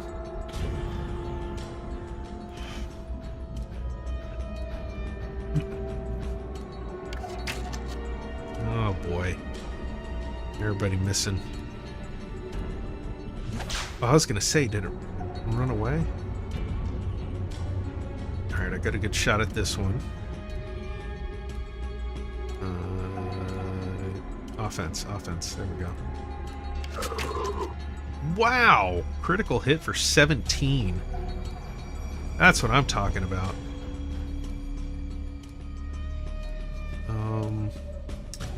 You are going to move all the way up here. And you are going to attack. Yes, sir.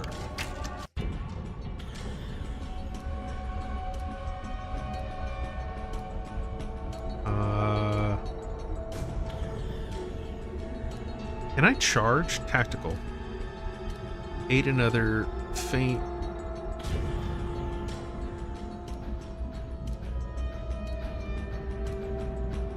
Yeah, charge attack. Go. Yes, sir. Oh, and he misses.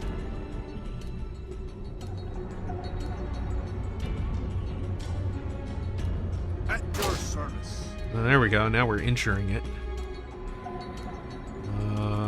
Stay there. She's got to move.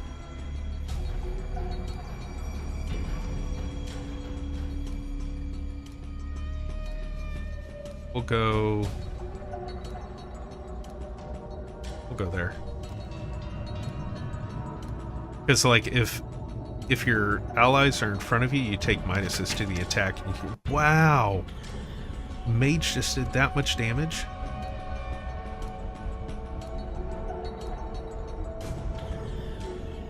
Move here.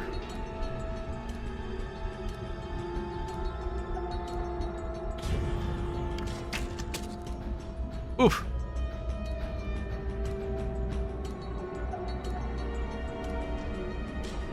Need you guys to start hitting, or this thing is gonna kill one of our friends. Will do. Oh gosh, still no. Come on, Corel. Yes, sir. There we go. Wow, I can't believe I survived that.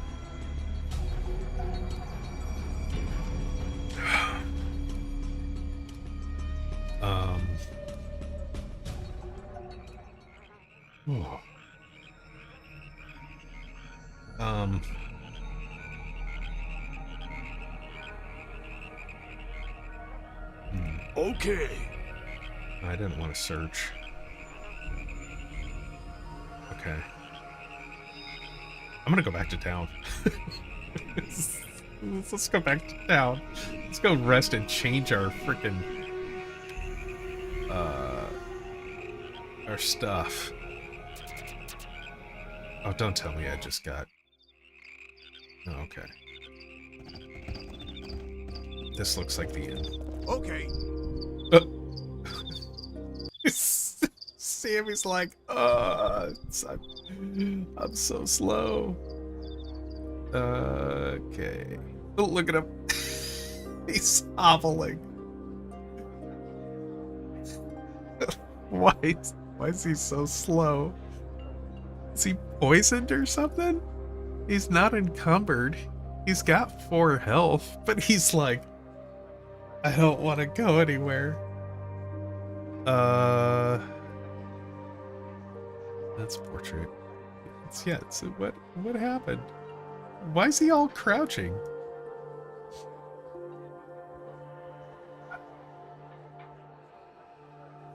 Alright, well. I don't know. No idea.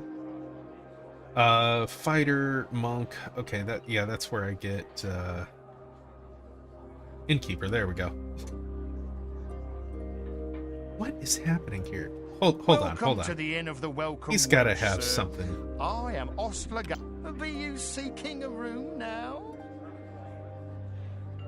Yeah, so like stay here. How much for the rooms? I've got space aplenty. Yes, sir. Okay.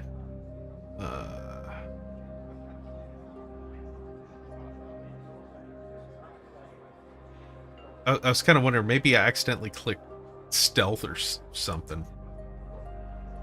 Hi there. Oh, there's Change your Elmo mind again. about old Elmo? Okay. So there are some interesting people here, right? But first, let's prepare some spells. All right.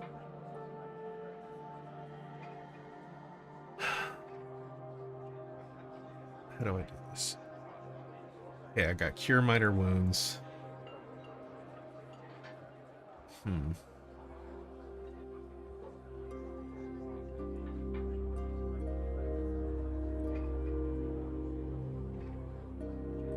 Guidance.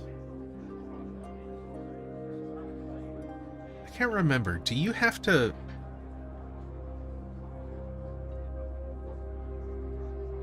No, I guess not. Okay.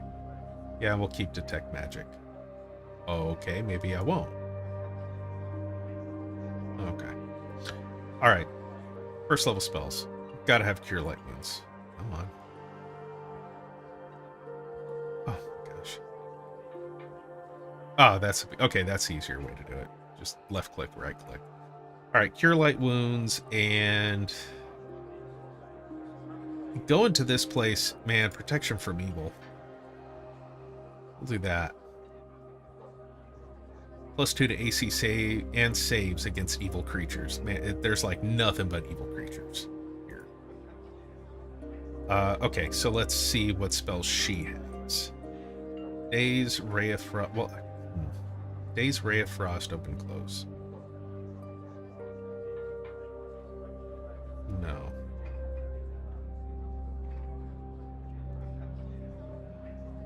Let's get Detect Magic.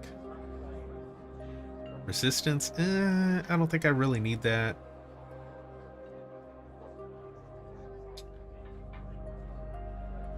Acid Splash, no. I'd much rather have... yeah, I'd say that's fine. So Sleep and Color Spray. Yeah. I like those. That's good control. I'll keep those. Wow, I don't have Magic Missile. That's actually better. Anyways. Okay, there's that character. No, Rogue's not going to have any spells. I already did Josan. Oh, Bard. Bard, what do you have? Okay. Well, okay. Okay, let's take a look at these people. Fighter. Cobort. Cobort, that's right. Yeah. No.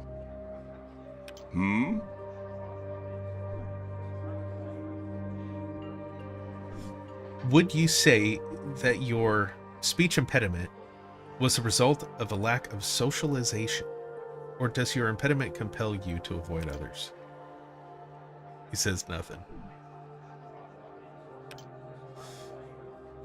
Who's this guy? Greetings. I am Taruko. That's right. Now I remember. Cobort and Taruko.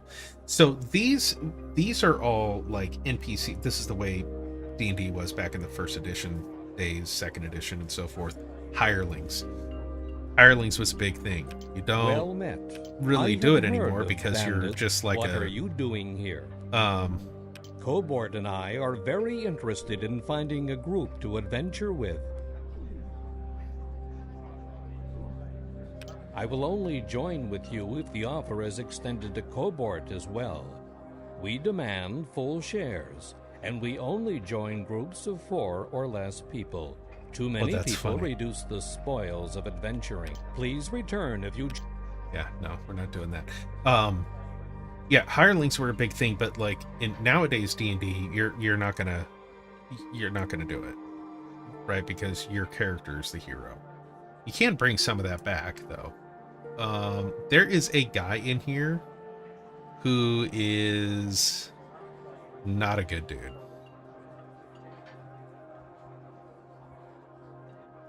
Is it this guy? Greetings, sir. Yeah. What may I do for you? Yep, this guy. No. One should always perform a proper introduction. I am Fernok of Ferd, a treasure finder extraordinaire at your service. He is not a good dude. At all. You want to stay away from him. And what brings you to Hamlet, good sir? I am looking for that perfect little group with which to explore. I would like to accompany you on your adventure. No. Ah, well. Goodbye. Definitely not going to do it. Person I like is getting Elmo. Hi there. You change your mind about old Elmo? Still want to join me? You give me 200 gold, and then I join you. And you only have to pay me half money share from then on. Screw it. No. No. Okay then. Maybe. More XP for me. Alright, let's go upstairs. Go By do the some God's rest. will.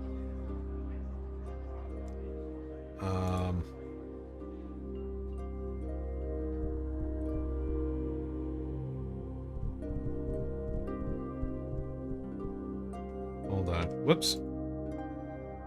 How do you rest? How do you rest?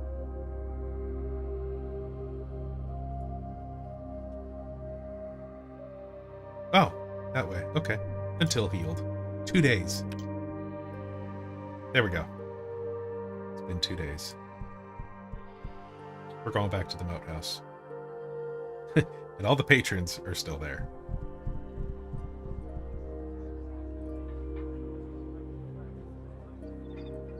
Okay. Map. World map. Moat house. Okay. So, did that save for me? Autosave. Yeah, it did. Okay, cool. Let's do this. Back to the moat house.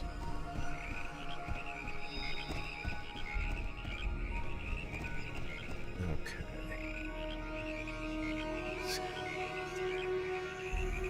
Let's cheat. Let's cheat. And look at this. Alright, the moat house.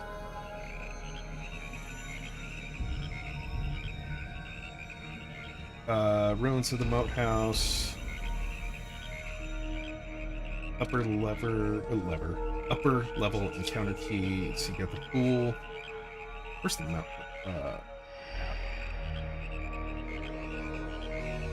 Oh, it's back here. Okay.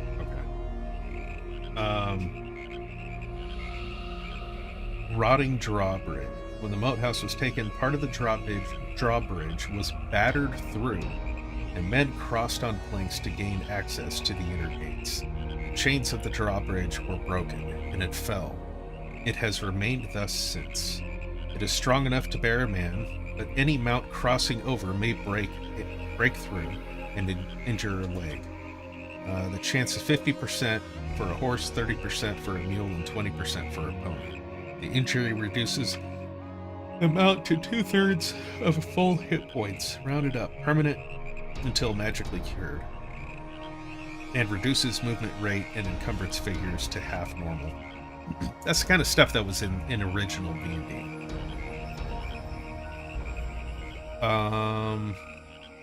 Okay, tower. There's a huge spider in the tower, I remember that. And that one that you guys are looking at right there. So if I go in there, there will be one. So littered steps, brigands. Okay, now brigands. Hold up in the black chamber, the quarters of the former lord of the castle, are 8 brigands and their leader. Okay. So that should be when I go in there, it's going to trigger. This is why you want to actually get people. So let's roll in. Yep. Okay. So we got quite a few here. I mean, obviously, got 8, right?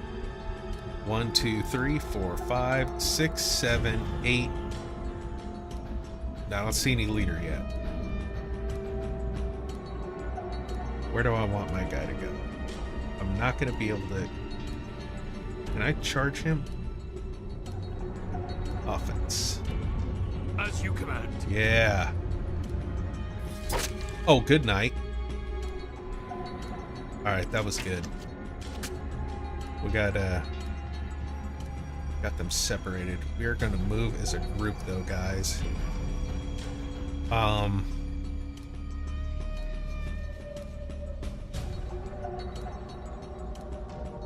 He's out in the open, so we are going to do a single attack on him. Wait, this is Josan? Nah. We are going to cast Protection from Evil. Okay. Right, aren't we?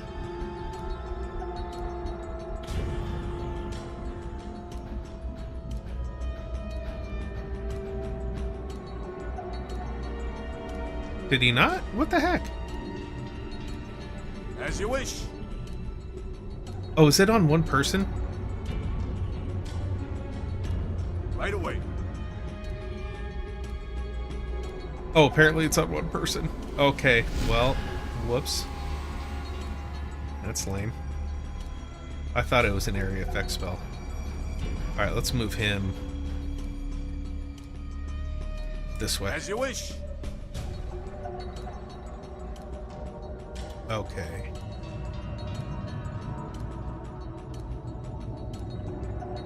Might be a little far, but should be good. Twang. Alright, good. And you are going to be moving over here.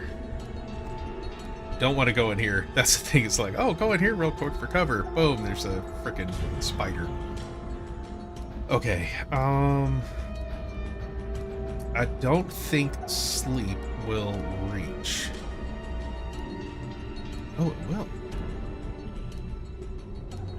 Okay. I got those guys engaged. So we got 1, 2, 3, 4, 5, 6, 7. The other guy's not there. We're gonna sleep these guys. So I can't,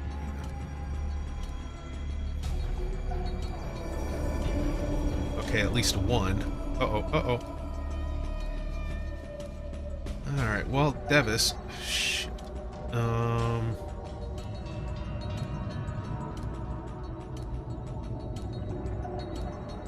Yeah, we're gonna daze this guy. Oh, but I can't. Tactical. Cast defensively. Okay, good. That's triggered. Okay. On him. Ah! Oh yeah, no, good. It failed. He's dazed. Which means now I'm going to move. Because he should have a hard time hitting me here. In theory.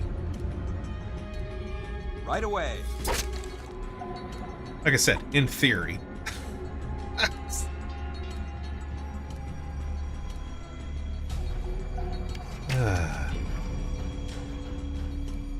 Damn it.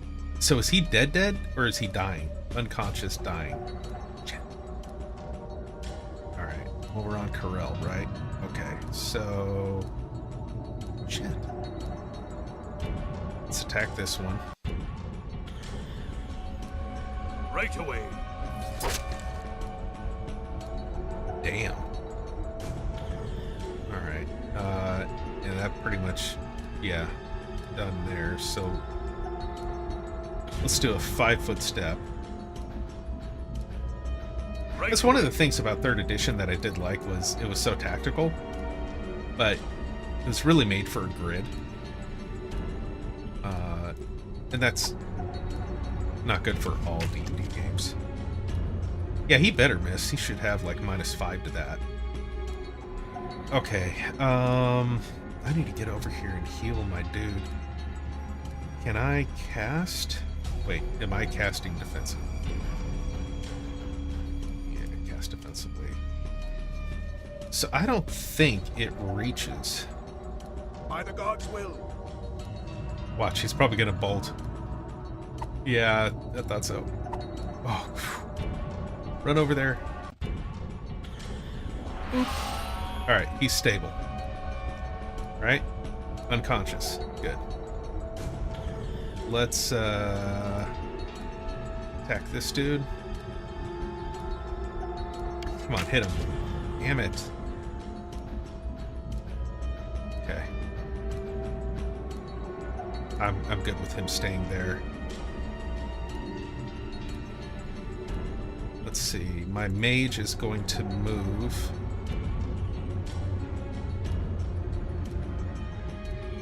Okay, good. It's going to be another risky move. And she's going to cast color spray on these two. Excellent.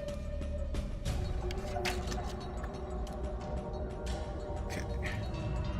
We're back on Corel. He is going to do a single attack. Oh, he missed.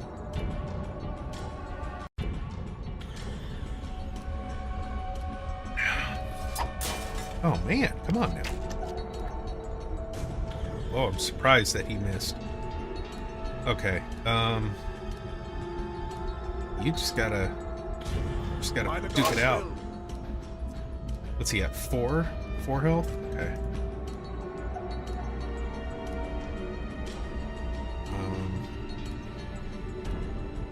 Okay, I need somebody to kind of take some shots here.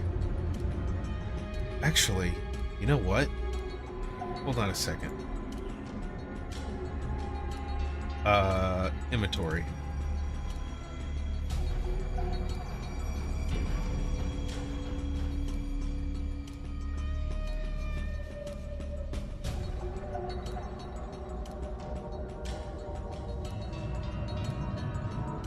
We are gonna go.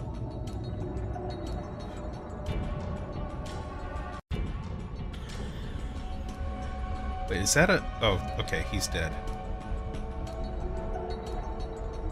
I think if I move here... No, we're gonna go here.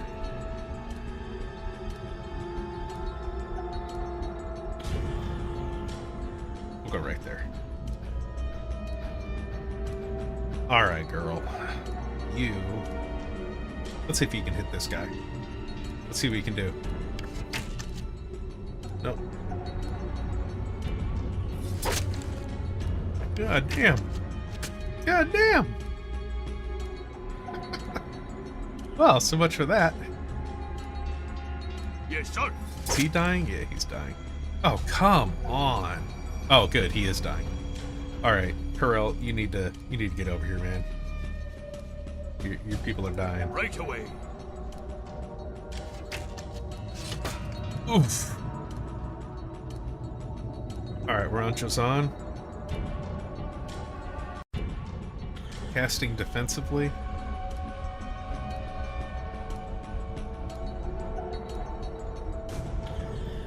Oh, man.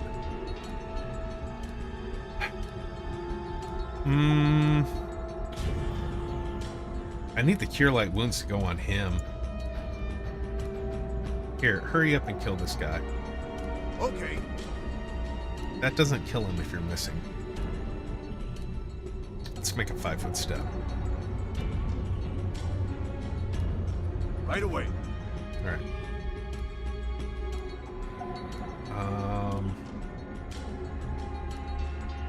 Oh, there's another guy up there. I forgot about him.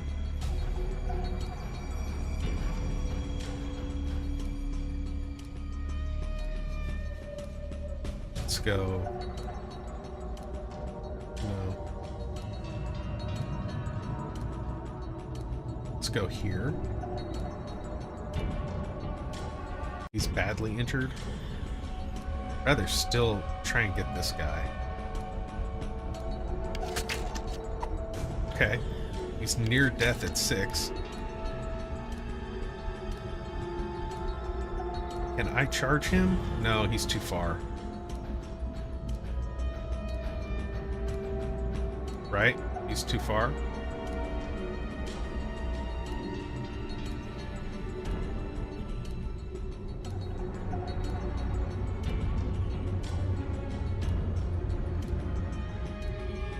At once. Okay, good. Oh, yeah. You're dead. Whenever he does, like, that slow... Oh! Okay. I'm in trouble. Okay, what did that put him at? -3? Okay.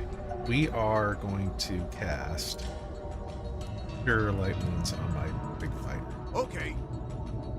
Go on. Cast it.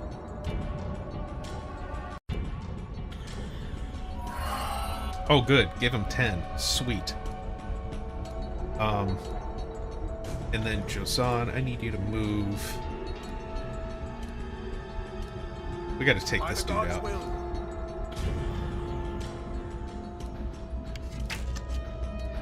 Yeah.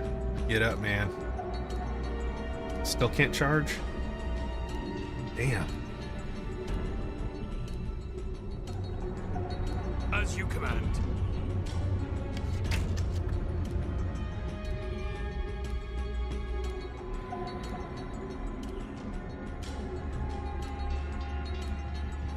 We're gonna try and get to where we can flank his ass. Right away. Single attack. Come on, hit him. Yeah, there we go. Okay. Lady, you are staying right here. Wait a minute. Wait a minute. What's he at? -6. Oh, jeez. Okay. Damn it. I totally forgot. Okay. Cleric and Fighter will take on that guy. There's still another one up here somewhere.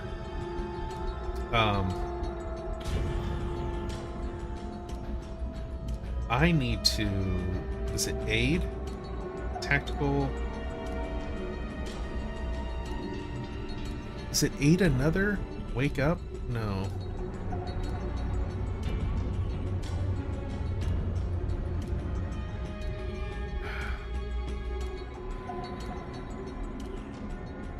Thought there was... Oh, heal. Heal failed. Oh yeah, there's these guys that are still asleep. They need to stay asleep. Can I charge yet? Right away. Oh, thank you. Come on, man. Excellent. Alright. We need to heal this dude. Oh, he gonna die.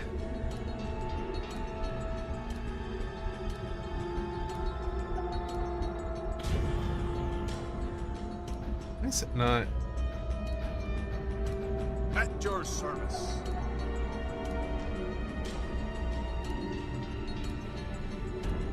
Come on.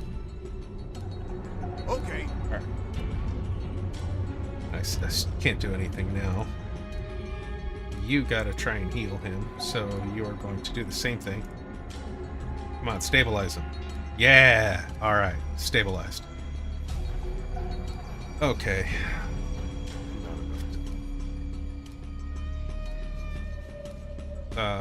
That's Josan.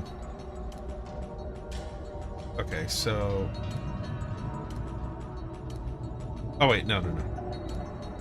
Good.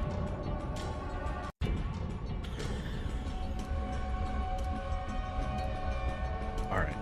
Let's frickin' put a grommet. At once. Target blocked. What? Okay.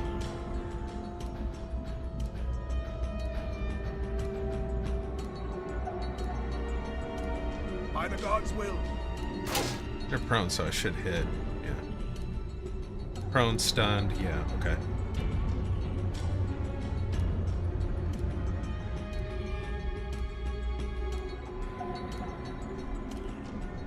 These are like my top 3 here.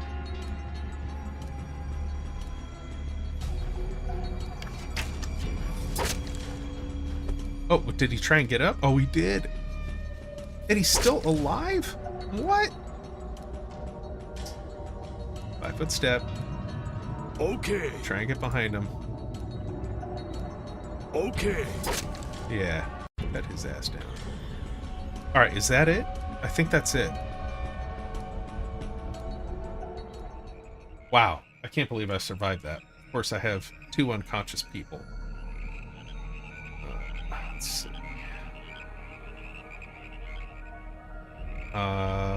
There was... What was it? Options? Talk? No.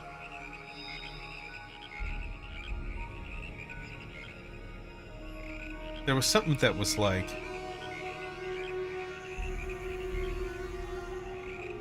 Aid another, wake up. As you command. Oh, okay, he didn't do anything.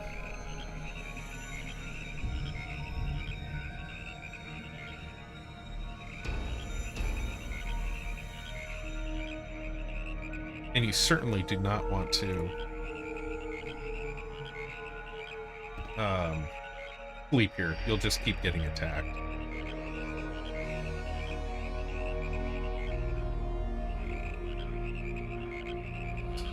Which one did I see that was... It was options... No, tactical? Aid another, wake up. As you wish.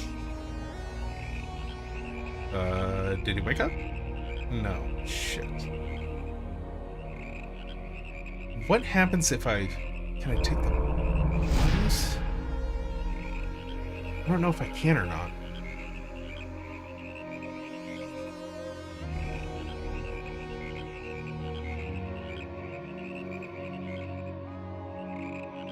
Oh, potions? Yes, sir. Can I do it on him? Oh, sweet. Okay.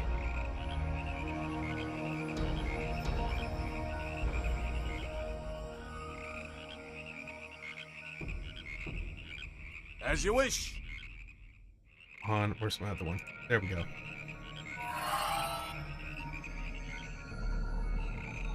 Alright, what's that say? Prone.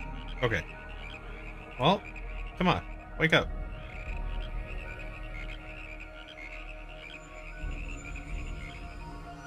Tactical, aid another, wake up. Okay.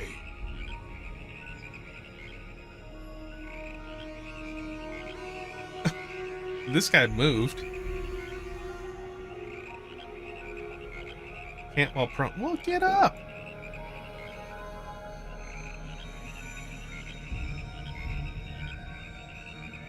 Oh, there we go. Okay, they're up. Okay, so... Loot. How do I loot? Oh, search. Okay. Oh. Come on. Alright, let's have my rogue. Oh, come on.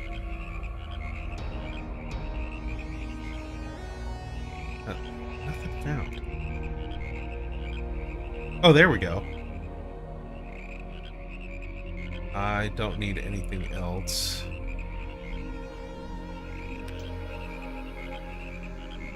Oh, does it do all of them? Why can't I take that? Oh, it just does the ones that are nearby. Okay. So if I go here, no. As you wish. By the gods' will. Okay, I just have to double click on them. That's what it is. Whoops. Right away. Apparently I already got that one. Right away. Get that one? Yeah, I got that one. Okay. Okay.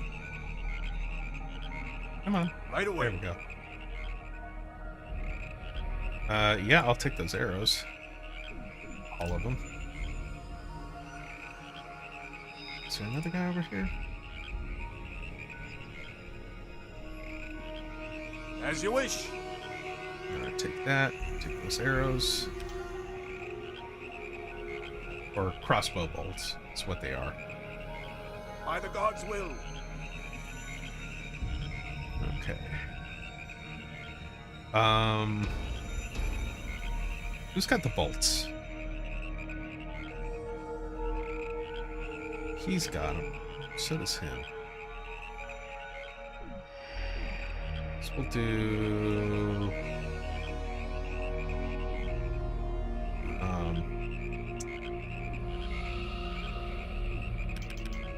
7 to him.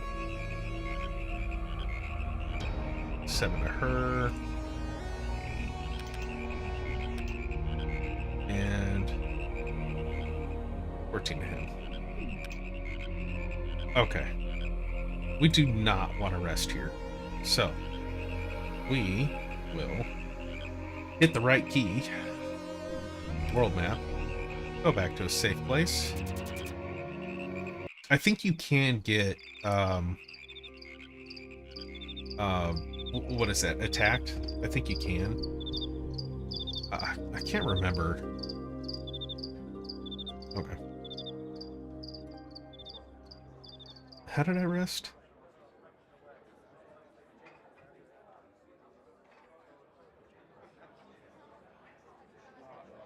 I forget how I rest.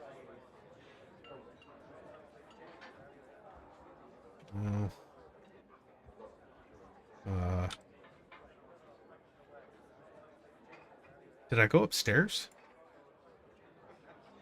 Is that what I had right to do? away.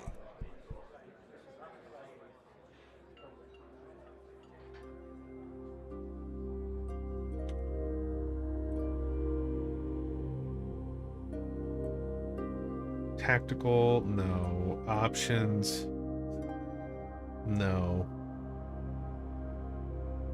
None of that.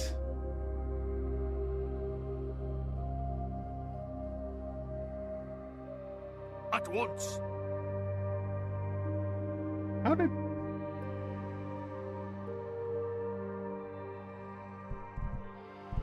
How did I rest?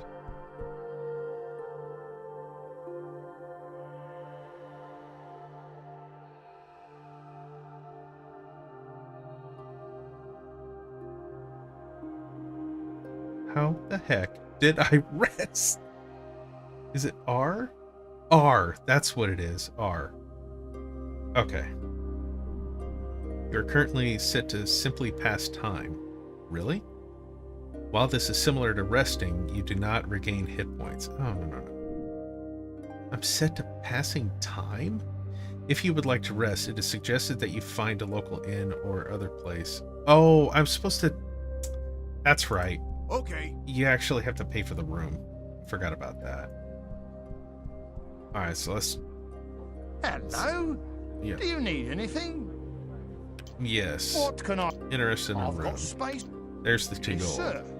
You are free. I am grateful. Okay. Now. Again. There we go. Until healed. 2 days. Rest. Okay. So, I really got to think seriously about getting some aid, some hirelings. Is really what I need to do. So my inventory, I've got 300 gold. I would like somebody who has some healing. You got a monk and a fighter here. Elmo is another fighter, which I don't mind having another fighter. But I don't have... Wait, there's a druid I can get. Isn't there? Like, I would like to get Elmo. Having another... He's a badass fighter, but, like, I gotta gear him up. So...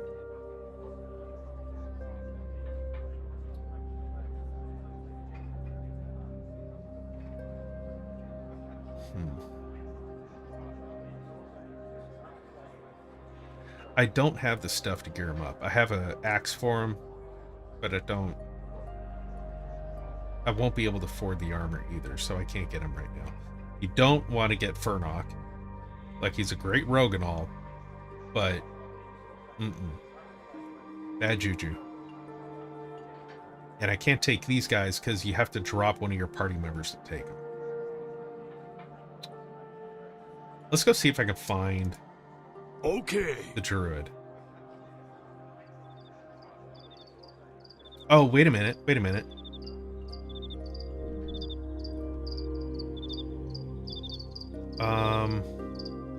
Gosh, he's way up there.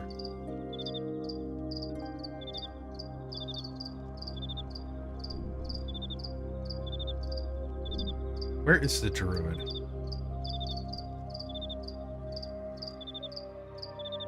I don't remember where the druid is. But I might be able to get another cleric up here. Like another healer. Let's do that. Which means I gotta go all the way up here. Let's get them running.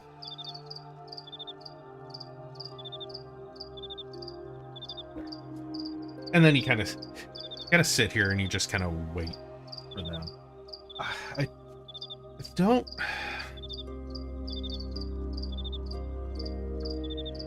Let's see here. In the actual Temple of Elemental Evil, well-kept farm. I'm looking for hirelings. Farmer and son. Oh, they got there fast.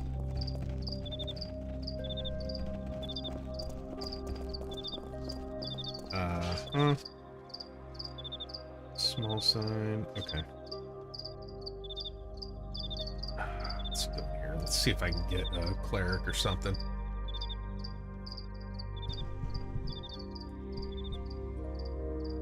Okay, no. No. Welcome back to the Church of St. Cuthbert. How can I be of service, I really need to talk to your chief cleric here. I'd like to make a donation. I am in need of healing. May we barter? Shoot. I don't think I can get one. Of course, lad. Donations are always welcome.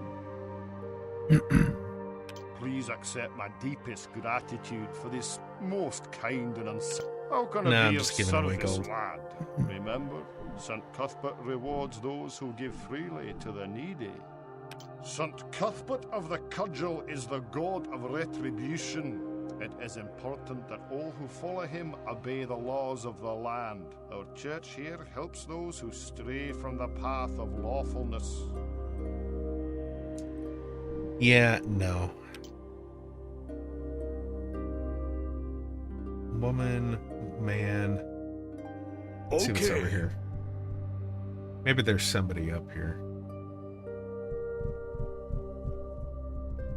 Who are you people? Cleric? What? Answer? Oh, okay. Nobody.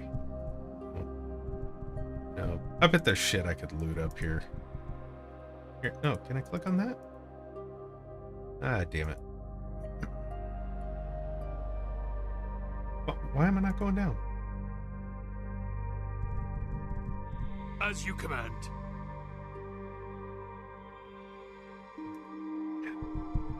There was nobody of interest over here.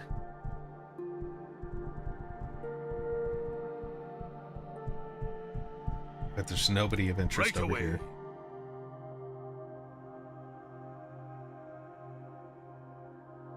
Servant. Oh. She wipes her brow, leaving a trail of flour on her face. Well, as you can see, Sonny, I'm quite busy here. You're the church's cook. Ah, I'm the cook. Maid, gardener, and so forth. Oh, I mean, no disrespect. Helmert is very busy in trying to collect contributions for the church.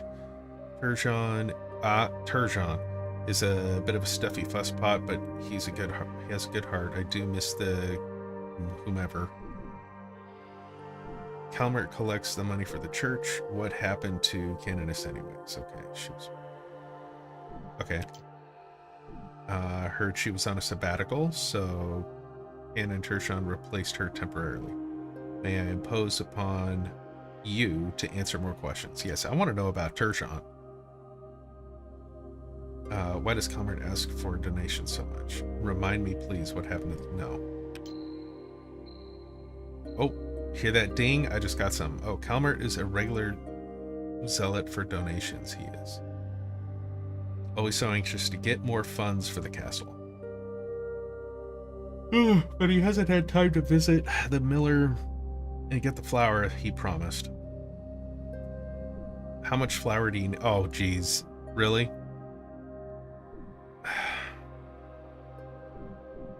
I'm not going to go pick up flour. Now you're back to World of Warcraft kind of quest.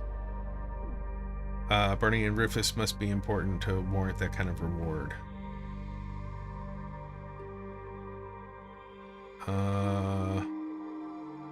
What have Bernie and Rufus done for Hamlet? They're the ones that... Like it says here, Bernie and Rufus have been here for 3 years, and they have helped the town a lot. They even killed a green dragon over in the Kron Hills. They were also responsible for defeating the first rise of the Temple of Elemental Evil. Why don't they adventure now, like, to deal with the bandits? Okay, I'm sure they would take up arms against any invaders.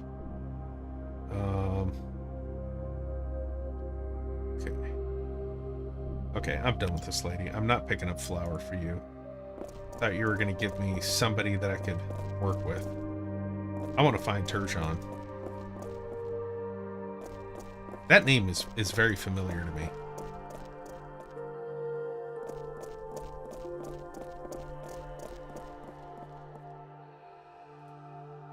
Oh, can I go out there? Oh, I can. What else is here?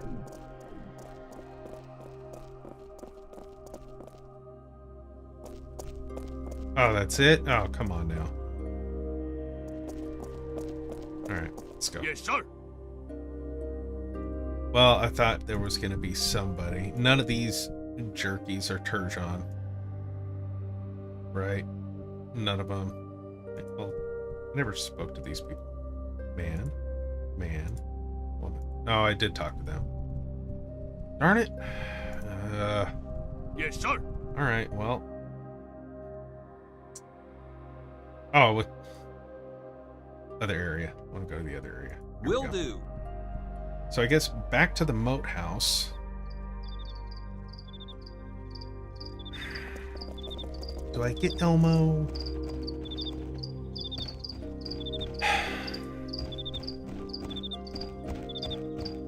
Nah, we'll just go to the moat house. Screw it. More XP for me.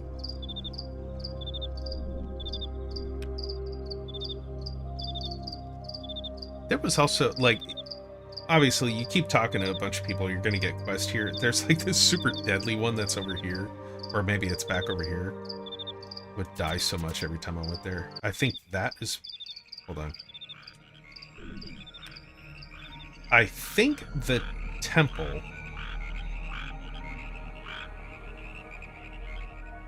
I want to say the temple is up here or here.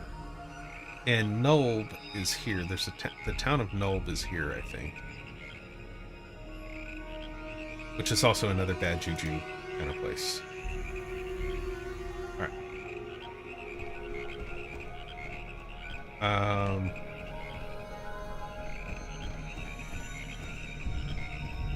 Let's circle the moat. That's my map look. Let's see if there's anything around here.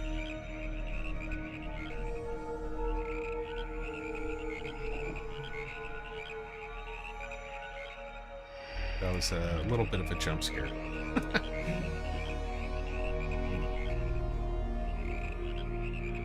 I can't, okay, so you can't go there. Okay.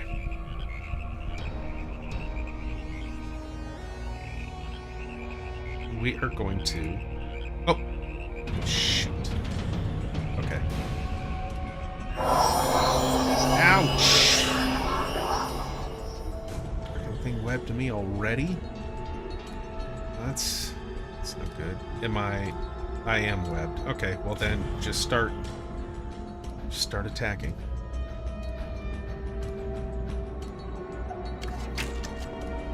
Gotta hit this thing. And I can't move. Shit. Ah. Can I at least hit it? Okay. No, I'm not even close enough to it. Damn. Okay, well then. Tactical. Total defense. By the gods' will. Next. Saving throw also failed, but he... I need to switch his stuff out. Oh, come on. Put that on. Oh, come on. Put that down. Put that down. Put that on. Put that on. There. No, probably not enough time, right? Okay, so Just in case. Total defense. Right away. Am I webbed? No, my main dude. Right away. Damn. I'm in trouble. I'm in a lot of trouble. Okay, well, I just got to do total defense for all these guys and just hope. At once. Oh man.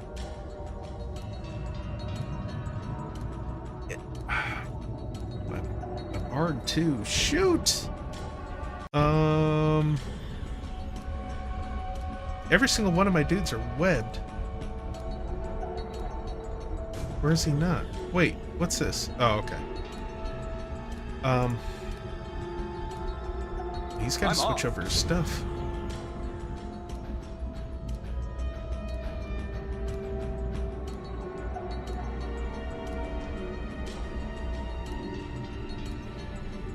You're the only one that can attack it. Okay. Good job at getting one hit point.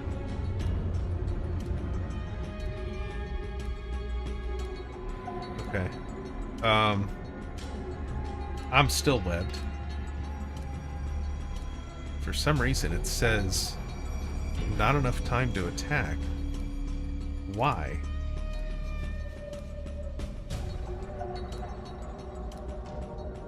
Okay. That's weird. Can I reload? Okay, fine. I guess I won't do shit.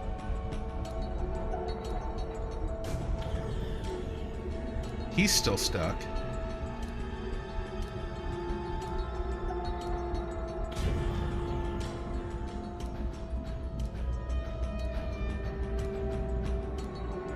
Alright, inventory. As you wish. Oh shoot, I accidentally gave up all my... Damn it. Okay. Okay. Cleric spells do I have? Nothing that's gonna help me. Okay. Oh, you know what I just realized? His domain spell is protection from evil, and I saved a protection from evil. I need to change that because I already have one. Darn it. Okay, so I can't attack. Come on. As you wish. Yeah, no, I can't. Okay. Total defense. Okay, I should be able to attack now.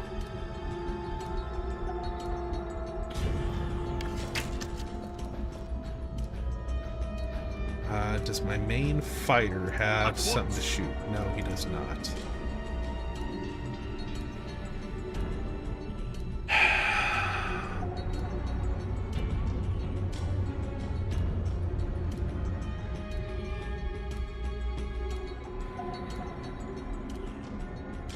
I was hoping there might be something... Oh, geez, break free. Okay, there we go.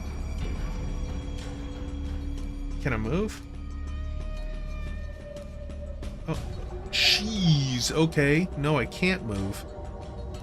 Alright. Damn.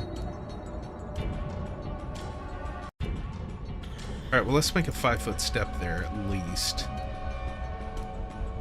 At once. That way I'm not taking an opportunity attack. And I'm pretty sure I can't do... Yeah, okay, now I'm done.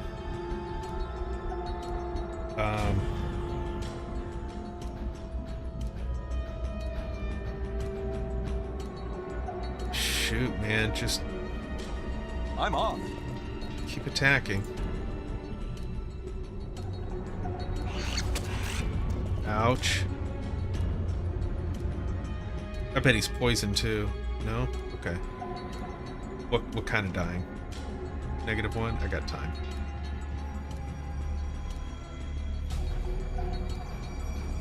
Well, let's start doing some damage to this thing. Alright. Break free. Good. we're gonna make a 5-foot step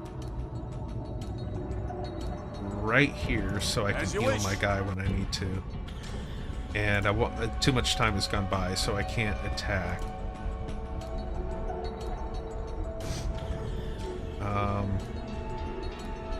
Just keep shooting, man. Which is cover.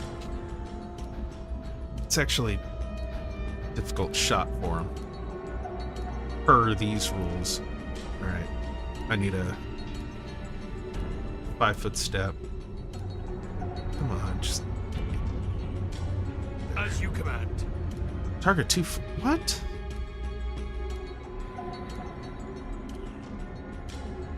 Five-foot step, man. At once. Oh, I'm webbed. Again? Yes, sir. Oh.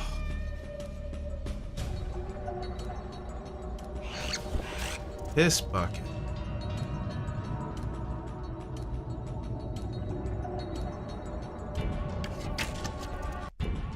Oh, I need to start hitting this thing.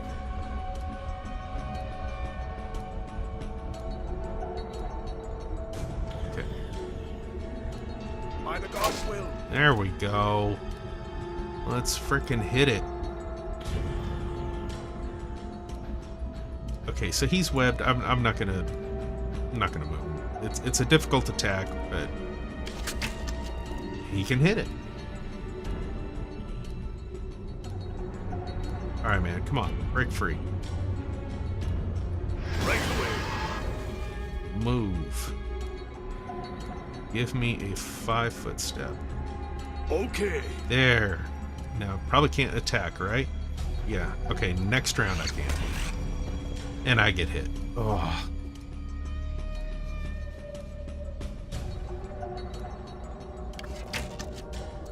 Yeah, she's a mage. Of course she'll miss. Alright. How's he doing? At -3. We're okay. By the God's will. Okay. Oh, I should have done a 5-foot step on that. Although I think he's webbed again. Oh man, miss. Alright, come on, man.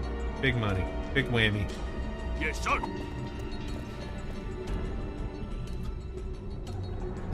Am I webbed? I'm not. 5-foot step. At once. Okay, good. Son of a...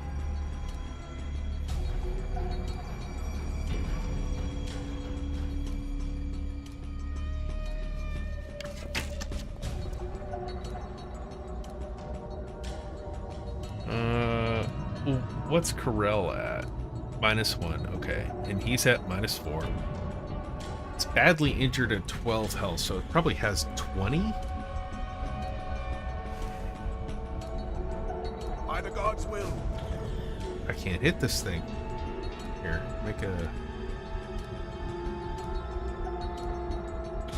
Right away. I'm webbed. Come on, man. You're the only one that's doing something. Come on, hit him. Y'all suck. You're all fired.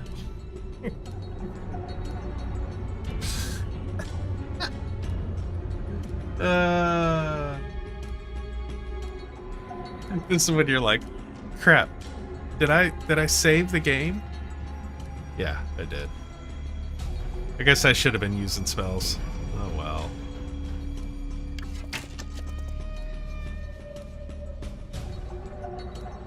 Oh well.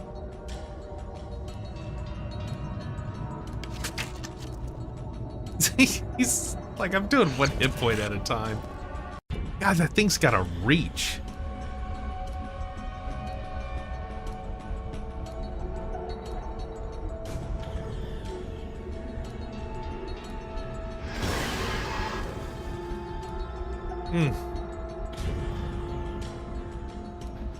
Spell didn't work. It's a TPK.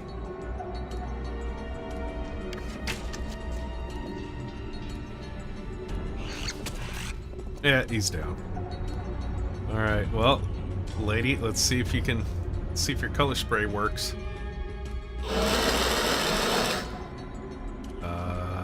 Nope. It's not. She's dead. TPK. Oh well. And it runs away. It doesn't even eat you. That's funny. Oh, I'm dead. That's not how I died, though. I died by a spider.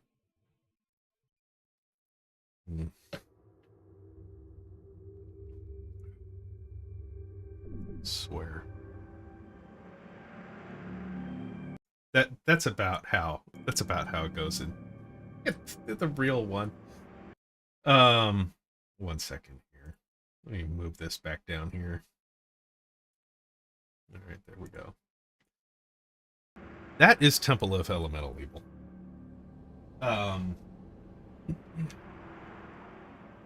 The actual adventure is very similar to that. Let's take a look at what that spider was. Okay, again, in the actual book. Ruins of the Moat House. Tower. Huge spider. Armor class 6.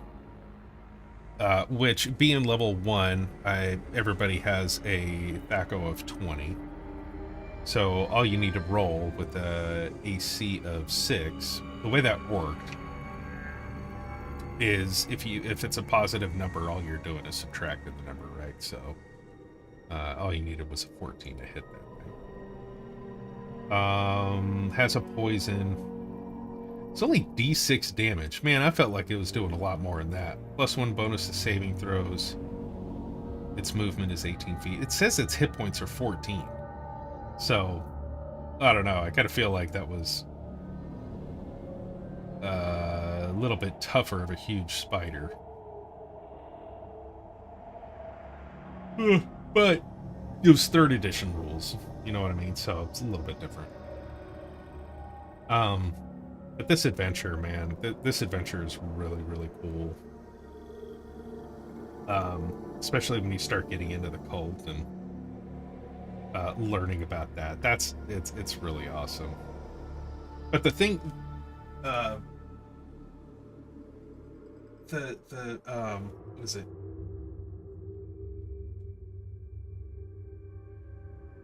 This one here, Return to the Temple. When it starts getting into all the Tharizdun stuff, it's really neat because it's talking about all the these people called like Doom Dreamers and shit. It's really, really neat.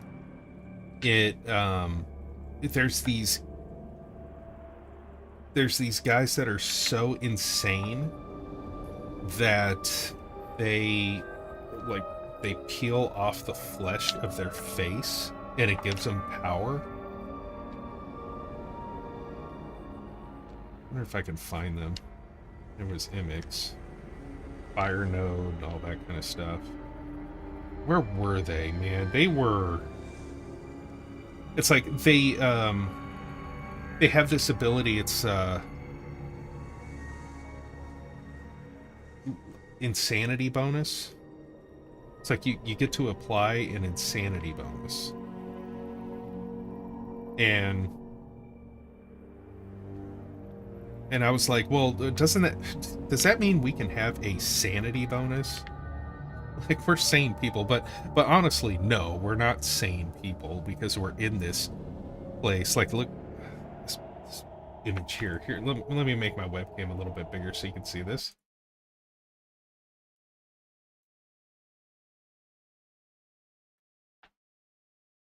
Look at this image.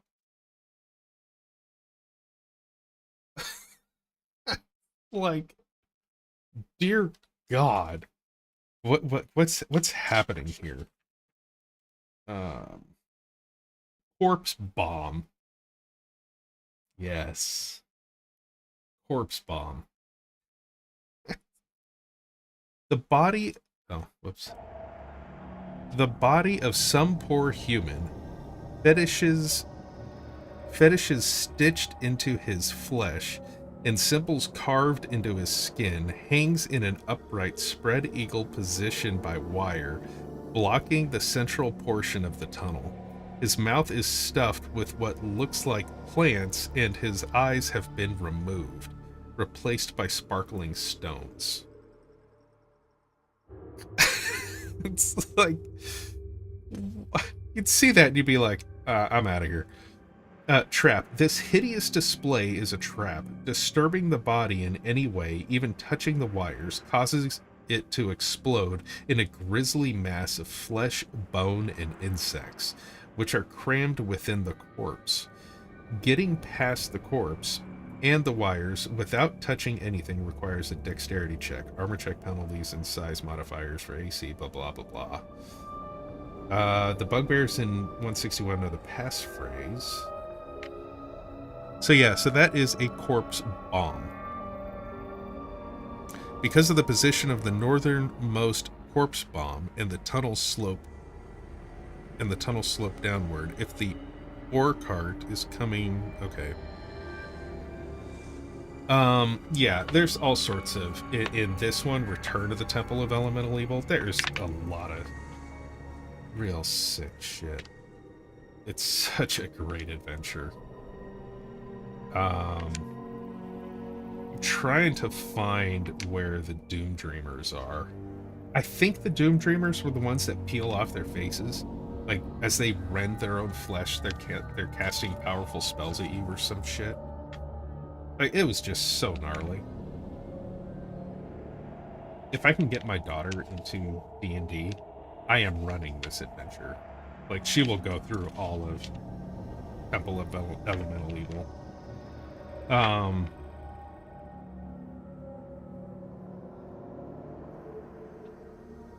I know it's in here somewhere, but probably gonna take a little too long to find it. The Deeps, Pool Prison, Grey Render, Imperial Marauders, Arena Pit, Air Temple, Giant Lair, Work Camp, Storehouse. Yeah.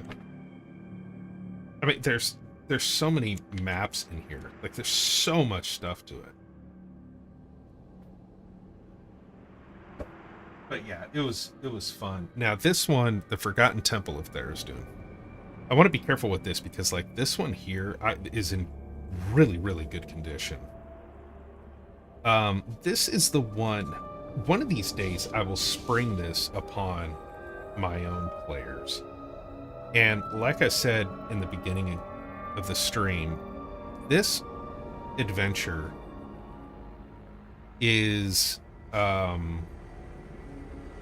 it's one where the way you win is by realizing you should not be here.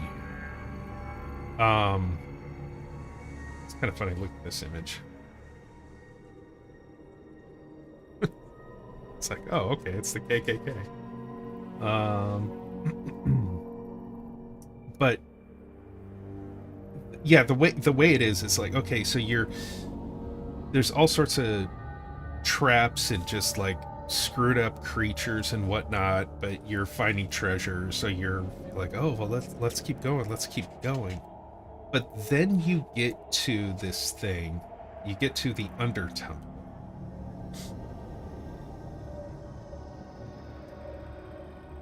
You dare all and begin to clamber down the shaft you have discovered in the secret room.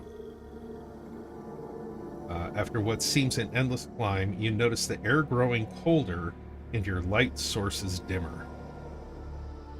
At last you are at the bottom of the shaft. There is a low passage leading south, so there isn't much trouble deciding where to go. You are disturbed to note that your light sources seem very poor now, with only about 1/2 the illumination that they shed above. It isn't the air, for even magical daggers and swords give off but dim light. So this is like, okay, like that should be telling you you don't want to be here.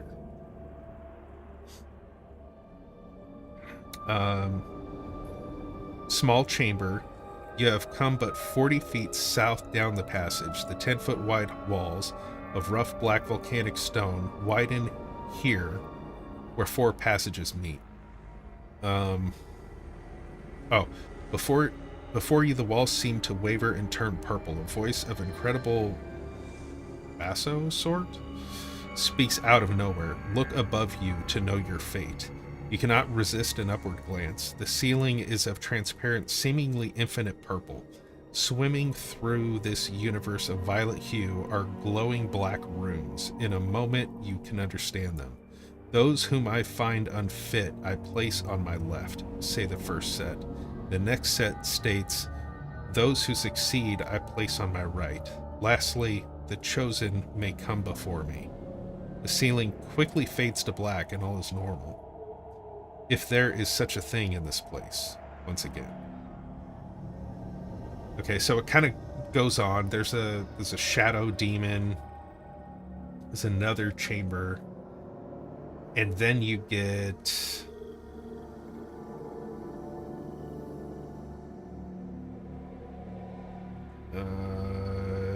okay, yeah. I think this is it. The characters must now light the incense in the thuribles. I don't know many words. And begins to swing them.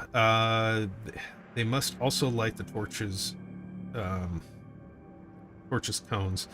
The incense from the thuribles will... oh, I know what that is now. Will dissolve the gray vapors, such as a pass wall spell.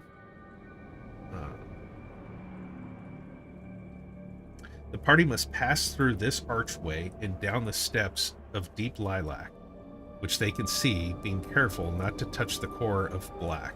Descent leads them to the black cyst. Okay, the black cyst. I love this thing. You have dared all and descended the spiraling purple steps formed by the strange column of gray smoke, lilac light, and jet black. This swirling, pulsing column of radiation has opened a means of entrance to somewhere far beneath the surface of the earth, or perhaps to someplace not of this earth. All of you feel the press of time, a sense of urgency. How long will this strange gate remain open? You all hope not to learn the hard way as you hurry down a seemingly endless flight of steps made of the purple radiance. 10 minutes seems more like 10 hours, but at last you have come to what must be your final goal, for the stairs of light give way to more mundane ones of black stone. You are now descending steps cut into the sides of a circular chamber only 20 feet across, just the diameter of the pillar of radiance you descended through. As you look up, the pillar stretches far above you. So far you have a way of return. You note that the walls, steps, and the floor of this place are of needle-sharp mineral. To touch it will be to inflict many wounds upon the member doing so. To brush against it with your robes will be to risk shredding these protective garments. You must... oh yeah, to get down there, you had to be wearing a specific garment.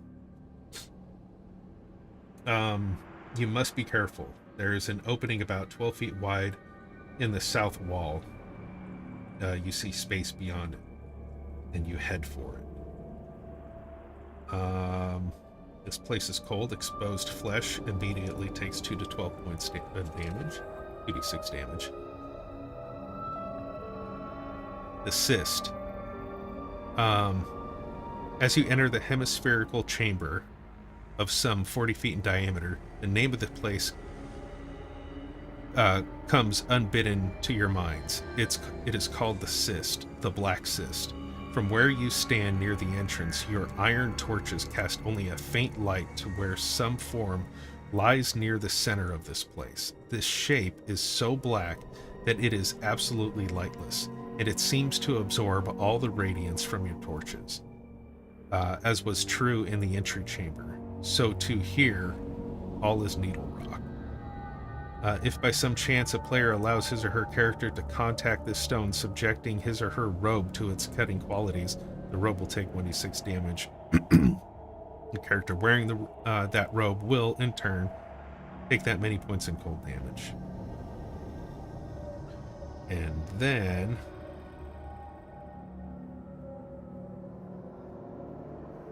where is it?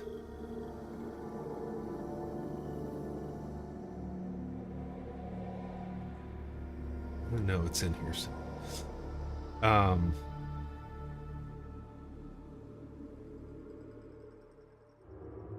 On the other side of the block, you note devices of black metal, 2 great metal crescents.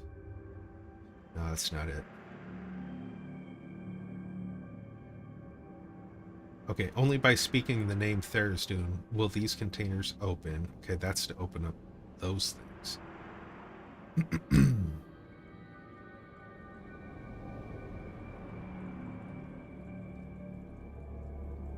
There, I'm looking for the place where it's just like you lose your...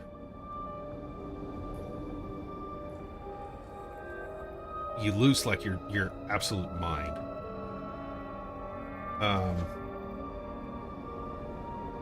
It might be this. Inside... Wait, it can be opened with care despite the cold if the party desires to do so while in the cyst. Inside is a book bound in black, scaly hide. Its pages are olive black, and the sigils and glyphs inside are inscribed in silver. If anyone other than a cleric of Tharizdun opens and attempts to decipher it, he or she will, with the aid of a read magic spell, be able to understand that it is titled Lament for Lost Tharizdun, before their mind goes blank for 2d12 rounds, and they take 3 to 30 points of damage. What this tome says, and does is the subject of some later revelation. If the party wishes to dispose of the work, some sage or savant will gladly pay them 33,000 gold pieces for it in its bag. It's a wall of text, but I'm trying to find where it's just like there's something where you just like absolutely lose your mind. Is this it? The horn must be sounded again, but only after the mouthpiece has been warmed in a torch cone for 1 round. Blah, blah, blah, blah, blah. That's all mechanic stuff. It will rise automatically in the 7th round, and the horn must again be sounded to reopen the portal. A second horn sounding will make the cyst tremble violently, throwing characters to the floor. Those not saving versus magic will have torn their robes. And that was the other thing. If you get your robes torn, like you start taking a bunch of cold damage.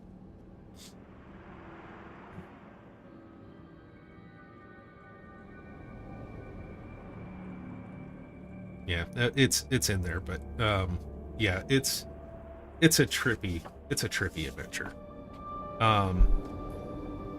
And there's just all sorts of stuff that makes your characters lose their mind in there. And one of these days I'll spring it on my players, not even tell them. Like, oh yeah, you find something. It's, you know. Anyways. Yeah, I just wanted to kind of chill, and if anybody was interested in D&D or something, just wanted to kind of talk about it and talk about my hobby with the game. Talk about Temple of Elemental Evil and whatnot. I know it's not what I normally do, but I don't know. I wanted to do something different, see if anybody was interested.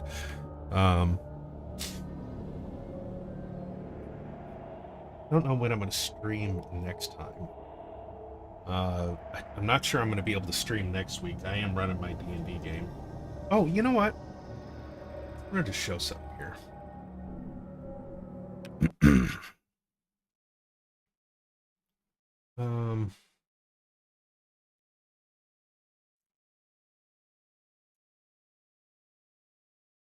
Get that out of the screen. Let's see. See if I can find it. So I have... Here we go. So you know with D&D you do a lot of miniature do a lot of miniature painting. So that's a blue wizard that I painted. These are like really close, so the images are not that great. When you're looking at it with the naked eye, it looks a lot more blended. Of course, I'm nowhere near what those pros are able to do. Like it's wild what some painters do, but like I was pretty pleased with the way this one looked. I was practicing that when I was at what was it, Station Commander course or something. Let's see. I got another wizard here. This is the red wizard I did at the same time. I took a picture and don't have their base on there, but yeah, so there's that dude. I was able to get his eyes looking over. I was pretty happy with that one. Wasn't really happy with his beard. I could probably redo that, but honestly, the miniature's done. I'm like, meh, we're good. This one was a lot of fun to paint. A gibbering mouther. It's just this ball of this writhing mass of eyeballs and mouths and whatnot. It's a lovely creature. I think I did the teeth just a little too dark. But otherwise, like I thought it I thought it came out good.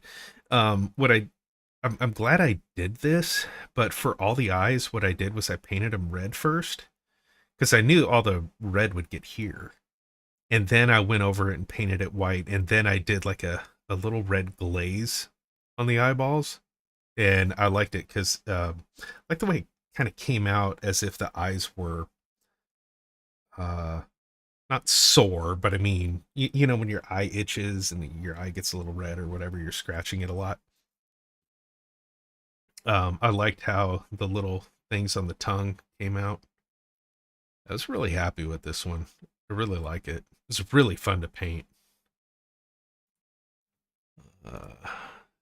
This one, you know, these speed paints are coming out. And so this was the first one that I did where, you know, speed paints or contrast paints or whichever ones that you're using, you know, they're the transparent ones. And so what you do is you could either do a zenithal kind of prime where you prime it all black and then you take white for where the shine will be. Well, I did that with the dry brushing. So you first kind of do it like monochromatic, right? So black and white, and you put the white where all the highlights are.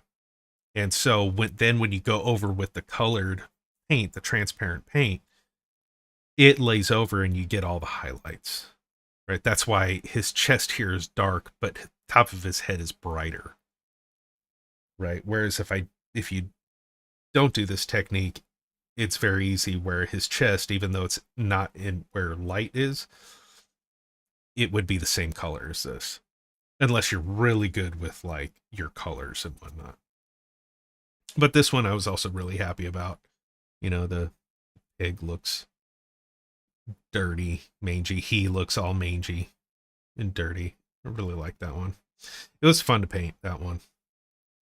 But I was learning a totally different technique. It was fun to do the little highlights on all of his warts.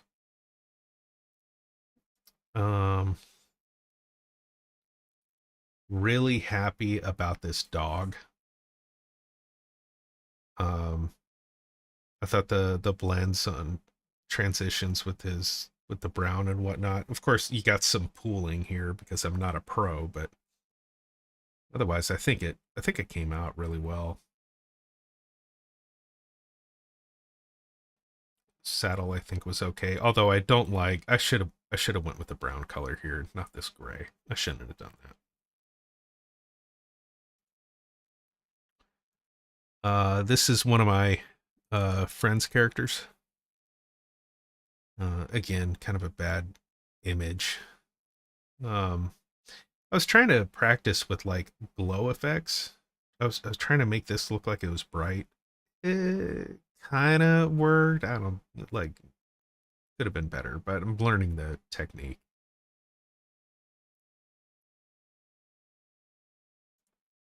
This is another one of my players' characters. I was really happy with how this one came out. Really happy with it. Um, there's a lot of things that I like with how this one was painted. One, I thought the white scales looked fantastic. You getting that kind of tan in there, so it, you could see the depth. I really, really like. I still look at this miniature and I'm like, I got that right. That looks good. I think it looks good. The other thing here also was, so this armor, I kind of gave it an illusion of there being depth to it, like different shapes. It looks like there's a shape that kind of goes like this, and then a shape that goes like this, and a shape that goes like that, and then here, right? Almost like a not a web, but I mean, like there's shape to the armor, but that shape wasn't there. The way I did that was I just kind of not a wash, but almost a glaze, and just started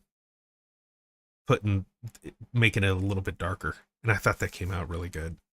So I like the way that came out. I like the way her scales came out. Oh yeah, it's a female barbarian. Her character actually doesn't wear this armor, but there was no other miniature, so it's like, oh, okay, here, let's just use this one. I thought the leather came out pretty good. Just, yeah, there's a lot of stuff I like on this one. I was really happy with it.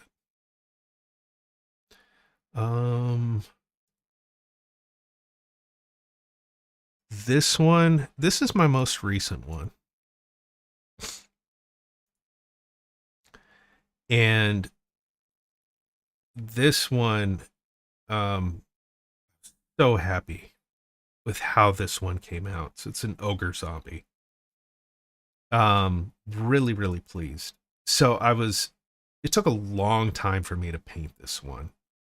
But I was seeing all these different techniques, how these pros just get these real smooth looks, right?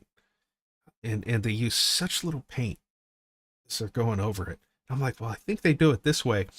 I didn't do the technique right. But what ended up happening was it gave texture to his flesh.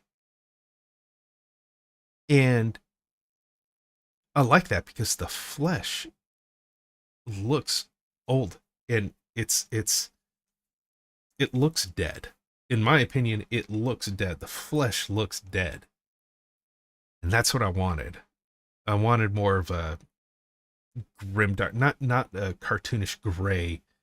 I wanted more of a grimdark kind of look. And I was so pleased with how it came out. And then the other thing, I did so many layers on this. Like I started with this dark green and started highlighting the green, and then started getting the flesh tones. Like it took me a while to get this one done. And then also his wounds, doing the darker edges on the wounds to really make it look like, yeah, this is a wound, right? And then when you get in here and all this, and I'll show you some of the other images, like, darn it, is it not going to let me? Okay, I'll do this. Oh, it didn't open it. Okay, hold on.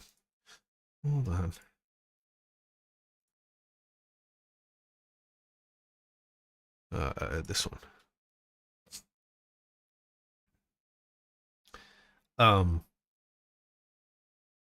So yeah, so you can see how it's like I put around the wounds, made the flesh a little bit darker. So I was happy with how that looked.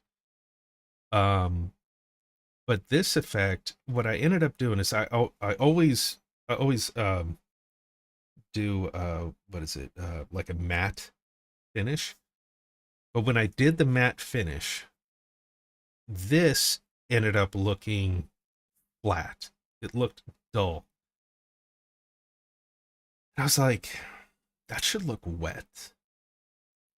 And I was like, wait a minute, I got a gloss varnish. What would that look like? And I started with, I think I just did one of these, or I did this one here. I wanted to start with a small area. And so I dabbed the gloss varnish in there. And I was like, oh shit, that looks really wet. And that looks gooey. And then I started like putting it all in here and in the wounds and here, anywhere where there was red, it made it look gooey. And so it dried like that. So that's the only like shiny part on the miniature, and the rest of it is like matte and dead. And so like in person, uh, um, it looks like the guts are freshly, you know, gooey and whatnot. So I was super happy with that. This also, like this area here, like these little dots, those are all like individual highlights. That's not actually in the model. I had to go through and do these dots here. And same thing with like here to make it look like intestines, you know? So I was just so happy with how that came out. I love that miniature so much. And then this is the back of it. Yeah. I will find a way to use that miniature again in my game. I love that thing so much. I mean, I'm not trying to toot my own horn. I'm just like, that miniature I'm really proud of. And like this image here, you can really see that texture is not originally on the model. Like right there, that just kind of happened with the paint, the way I was doing it, because the way I was painting it was almost not dots, but just real small, just strokes. And just the way it was purely by accident. I don't even know if I could recreate it. It just came out that way. I was like, man, I was just so pleased with it. I love it. I could look at that model all day and just, I'm like, wow, how did I do that? But yeah, so that's my hobby, man. That's what I enjoy doing. Oh, there we go. Now it's giving me the option. Oh yeah, now it's cycling through them. Okay. Yeah. Oh, hey, thanks. I appreciate that. Well, I don't know the name, so I'm going to say 1331. Yeah, thanks. I haven't been painting. Well, you could technically say I've been painting miniatures since like 1993 or something, but honestly, like seriously, like learning the craft, no. Um, I would say really trying to learn the craft, probably only like since the last 3 years, I'd want to say. Um, but yeah, I was really happy with that. That one and the dog. The dog and the gibbering mouther. I love the gibbering mouther. That was such a fun one to paint. It's like it's you would think it was like super easy, just slap paint on there, but when I really started getting into it, like, oh no, there should be a shadow here or whatnot. Yeah, it was just a lot of fun. A lot of fun. Anyways, let's see. It's 11:54. Yeah, so different stream from me. I'll be doing classic WoW again. Don't worry, guys. I just wanted to kind of take some time and share with you guys my hobby. And like, I don't know, just talk about all sorts of stuff. Oh, you know it's you know what I was going to talk about this and I totally forgot. Um I don't know, it's politics, right? No, it's not really politics anymore. It's current events. Man, the whole Venezuela thing. I gotta say, now most of you who know me know, uh, I'm definitely a Trump voter, right? I didn't vote for him the first time. I didn't vote for Hillary either. But man, did he earn my vote after that first, uh, his first time in. And then, of course, we have what happened with Biden getting in, and then and now he's back, and he's only been going for a year. I gotta tell you, the things that I am seeing him do is he's doing some great stuff. Um, the fact that we were able to do that in Venezuela, holy, I didn't know we were capable of that. Like that's one heck of an operation. But you see some of the stuff that he's doing, and really what he's doing is he is really pulling a lot of leverage that the Chinese have and pulling them out of our hemisphere, and there's not a damn thing that they can do about it. This also greatly hurts Russia. It hurts China more, but it hurts Russia too. And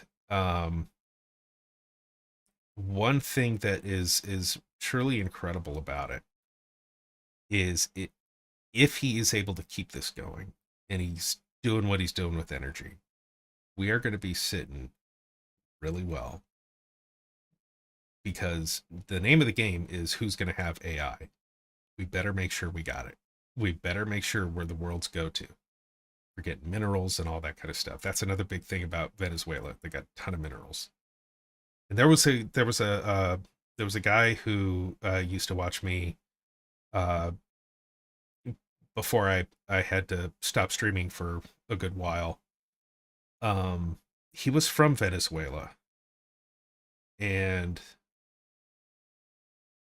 I hope that guy's doing well. I hope he's doing okay. Haven't heard from him. I forget what his name is, but I hope he's doing well. But there's a lot of positive movements that are going on. Look at what's happening in Iran right now. And finally there's a president who's like backing them up. You know what I mean? It's a lot of good things. It's good to be an American these days.